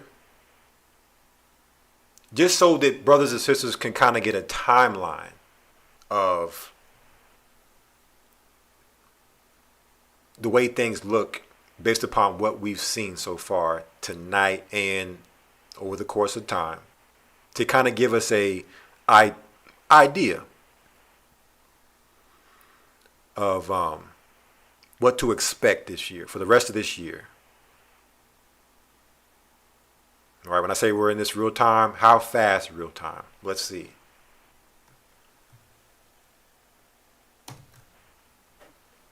This comes off of apnews.com. It says, whistleblower, U.S. could face virus rebound, darkest winter. May 13th, 2020. It said America faces the darkest winter in modern history unless leaders act decisively to prevent a rebound of the coronavirus, says a government whistleblower who alleges he was ousted from his job after warning the Trump administration to prepare for the pandemic. Now, my question after reading that is, he says it'll be the darkest winter in American history or modern history unless leaders act decisively to prevent a rebound. So, I would ask, what is the decisive actions that he's suggesting that would cause or prevent a rebound of corona? That's my question. Let's see if we have it here in this article. Immunologist Dr. Rick Bright makes his sobering prediction in testimony prepared for his appearance Thursday before the House Energy and Commerce Committee. Aspects of his complaint about early administration handling of the crisis are expected to be backed up by testimony from an executive of a company that manufactures respiratory masks. A federal watchdog agency has found reasonable grounds that Bright was removed from his post as head of the Biomedical Advanced Research and Development Authority after sounding the alarm at the Department of Health and Human Services. Bright alleged he became a target of criticism when he urged early efforts to invest in vaccine development and stock up on supplies. So there's your answer. The answer to the question I asked about what is the decisive preventative action to keep corona from rebounding is the vaccines. That's what this guy's saying. If we don't get the vaccines, this is what he warned. He's saying, I warned vaccines from the beginning. And if we don't get them decisively, it's going to be a dark winter. Right? And he'll make you think he's on your side. He's against them. No, they're all together. This is a game. Dog and pony show. Okay, politics, political theater, all those things. Our window of opportunity is closing, Bright says in his prepared testimony posted on the House Committee website. If we fail to develop a national coordinated response based in science, I fear the pandemic will get far worse and be prolonged, causing unprecedented illness and fatalities.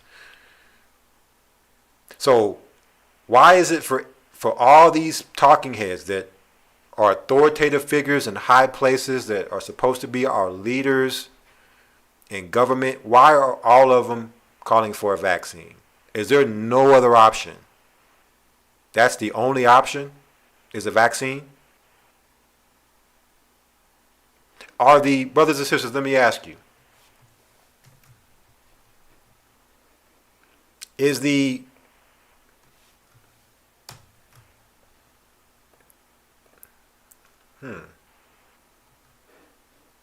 what's going on here.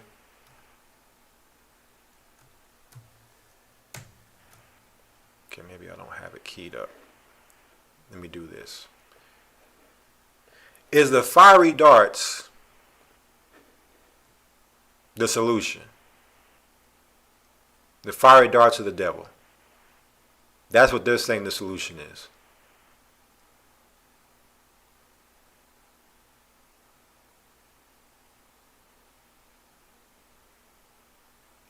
Let's see, where are we at here?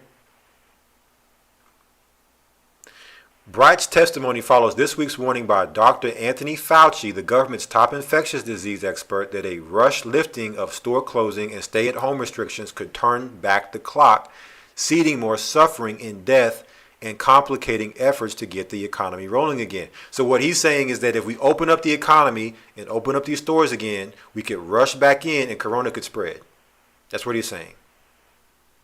Planting seeds for a dark winter. Because I'm going to tell you right now, brothers and sisters, that's what I see happening. They're going to open things back up a little bit, give people a little taste of their old life, just a little bit, while staying in the new norm. And then take it back. And tell you, if you want it back for good, we're going to have to do the vaccines. We're going to have to do the testing. Everybody. That's the only way we get it back. And that's why you have Operation Warp Speed. You have Rapid, the military in place to give these vaccines out. By the end of this year, Trump said, you got the election coming in November. The selection. Everything's lining up for the wintertime. Or the end of the year. Okay?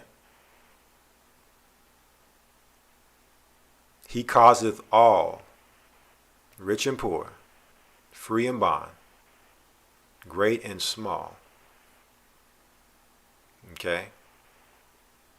So that's what I see happening based upon what they're saying, what the Bible says, with all the things coming out in the news. That's what I see. There's going to be a second wave. We talked about the movie The Fifth Wave. There's different waves. And it's funny that the movie The Fifth Wave came out dealing with the invasion from another planet or another wherever. This mothership that came in. The others. No sooner than COVID hit, all this UFO stuff came out. UFO sightings everywhere, the government coming out saying, oh, UFOs are real and this, that, and the third. Fifth wave, brothers and sisters. All right. So we're in the first wave. But you ask me, the second wave is coming. It says here, establishing a national testing strategy. The White House has urged states to take the lead on testing, even as the federal government pushes to make more tests and better ones widely available. Trump says the U.S. has prevailed on testing through this strategy, but in Congress, Democrats are demanding a federal framework to encompass the whole nation.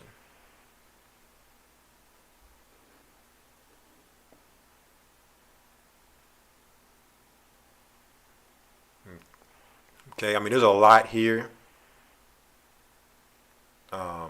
Pretty much all the things we've already talked about is the same thing being said here. So let's get one last precept, and then I'm going to open up the call line.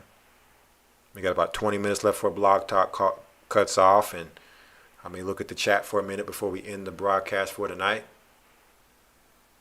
Do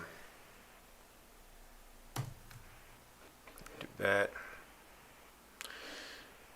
Let's get one last scripture. Let's go to Matthew 24, talking about a dark winter. Let's see if we can read about this in prophecy.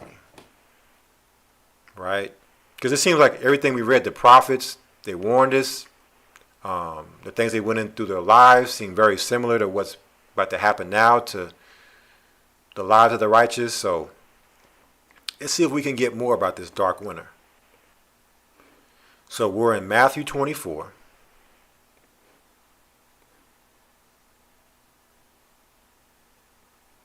And let's read verse 20. St. Matthew chapter 24, verse 20. But pray ye that your flight be not in the winter, neither on the Sabbath day. So everybody who's listened to this show over the years know this is the actual scripture for the broadcast. Pray ye that your flight be not in the winter. Winter. So every year as we go into wintertime, that's a time where brothers and sisters should be very, very mindful of what's happening in prophecy. Because Christ said, you better pray that when it's time to flee, that flight means to flee. All the fleeing we read about tonight, those fleeing, trying to flee from the government, you better pray that it doesn't happen in the winter. That's when they'll strike and make it a dark winter. Okay? Because you're not going to want to flee in the wintertime when it's cold. Especially when you're used to the cozy warmth of your house and, heat and air. You got the heater coming on. You may have a fireplace. You're not going to want to be in the cold pulling up weeds out the ground to eat that are cold, nothing hot to eat. You may not even know how to survive outside. Christ warned about a dark winter. They actually have I think it was a simulation they did. You can look this up on YouTube called Dark Winter. And back in 2008, they did a simulation on Dark Winter. And so the same way with Event 201, they played this out already. Okay? These are just seeds that are being planted. So you ask me, Obama's back on the scene. It's about to be racial division out of this world. They got this Arbery case going, this what you call, if you ask me, another psyop, to get people racially stirred up during this time with Corona going on as we go into this election. Okay. Democrats versus Republican. Trump. Hey, need I say any more about Trump and everything that they've characterized him with in this whole script? And he get a second term. I remember people's reaction after he got the first term. So imagine him winning the second term in the midst of Corona. And as you go into the wintertime, as it becomes fall, people start to get sick again. Flu symptoms start to come back. Because it starts to get cold. People start to get these symptoms. So they'll say, oh, well, we opened things back up prematurely and now Corona cases are soaring. They already are saying that now. They said, well, in Texas, there's been record reports of cases now that they've opened things back up. And in other places, they're saying the same thing. So that's what this guy's talking about. Opening things back up too soon. We jumped the gun. Look at all these cases coming in now. We have to get the vaccine. Okay? So the wisdom and knowledge to know these things when they happen, brothers and sisters, that's what's going to keep us stabilized in this time. We already know what's coming. All we got to do is just look to transition into being off grid. All right, we had to accept reality. We can't live in the delusion as everybody else is living in. And drunk off that cup. Got to put the cup down. You got to pick up the armor of the Most High. All right, so that's the broadcast for tonight. There's a lot more to say, but time is of the essence. Let's go to the call lines. We have the 919 area code. You're on the air. Shabbat Shalom. Hey, Shabbat Shalom, Elder. Yeah, I just got a comment. The whole thing I had to get with the social distancing and you wearing a mask. That's total mockery to your immunity system. The notion of being exposed to viruses and coming in contact with your body, your ability, not your immunity is the truth. And not for once have they ever mentioned anything on the mainstream news about natural immunity. You know, I got a prime example of that. I worked in the federal prison system for 10 years, and I worked in a medical complex, and I was amongst the most sickest people.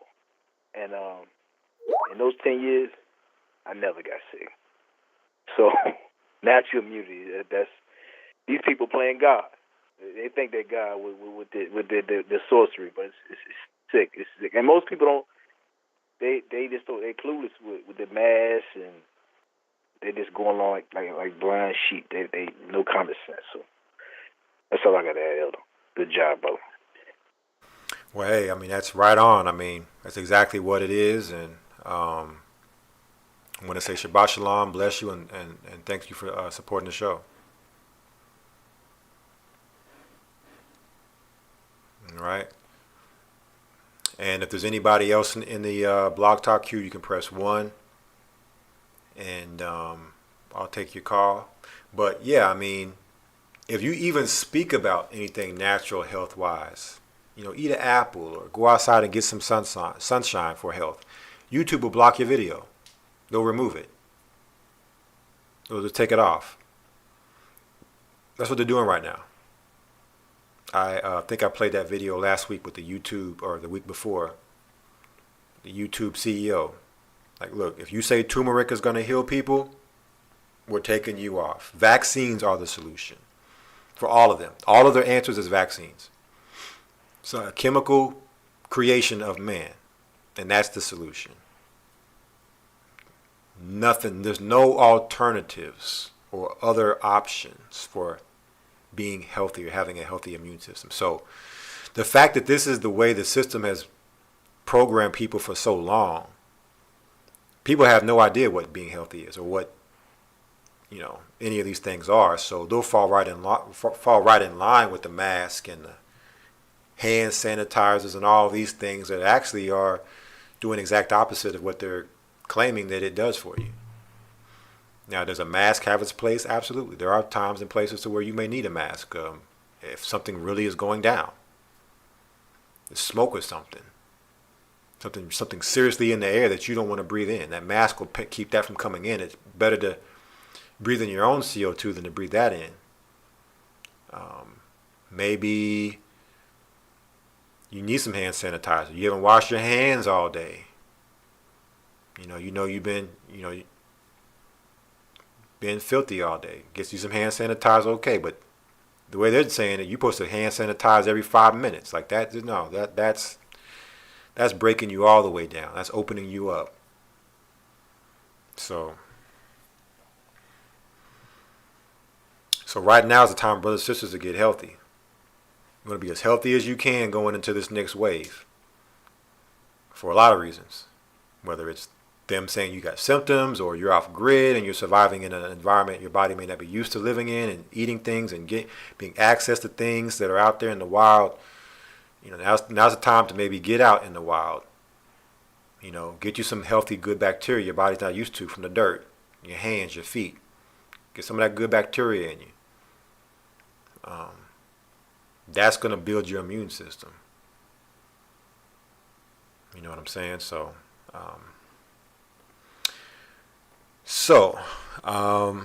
Man, chat is going super, super fast. Let me see if I can put it in slow mode. Is it in slow mode? I thought it would be in slow mode, but it looks like it's in fast mode.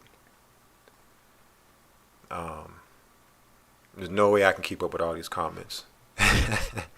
I used to could be able to read them all, but we've increased in number. We went from like 150 people to now I think I've seen about 400 and almost 500 people in the chat, or viewers at once. So we've almost quadrupled in number. So chat's going way too fast for me to read through the chats. But and we're about 4 hours, going on 4 hours of broadcasting. I about 50 minutes over. I always say I'm going to do a certain time, and it always goes longer. But that's what happens when you're going through this information. It's endless. It's vast, especially when you talk about scriptures. right? So, but anyways, so yeah, I pray that you brothers and sisters have received this information. It's edifying you in the ways that it needs to be. And, very, very timely and important information that I felt all needed to be covered. I would have went over probably a lot of this last week, but time was not on my side. So I made sure to really, really work hard to get time available for tonight. But I'm going to enjoy the rest of my night, my Friday night Sabbath, and get some rest, get ready for the morning. I pray you brothers and sisters able to get some rest as well. You enjoy your Sabbath. The elders will be on tomorrow, should be on tomorrow, streaming, typical times. And make sure you stay watching and praying, brothers and sisters. Stay watching and praying, armored up. And keep your hope in these scriptures. These scriptures give us hope and assurance in our faith and our salvation. Okay, so with that being said, bless you all. If it be the Most High's will, we'll see you here next Friday night or in the near future. And you brothers and sisters stay safe and prayed up. Bless y'all. Shabbat shalom.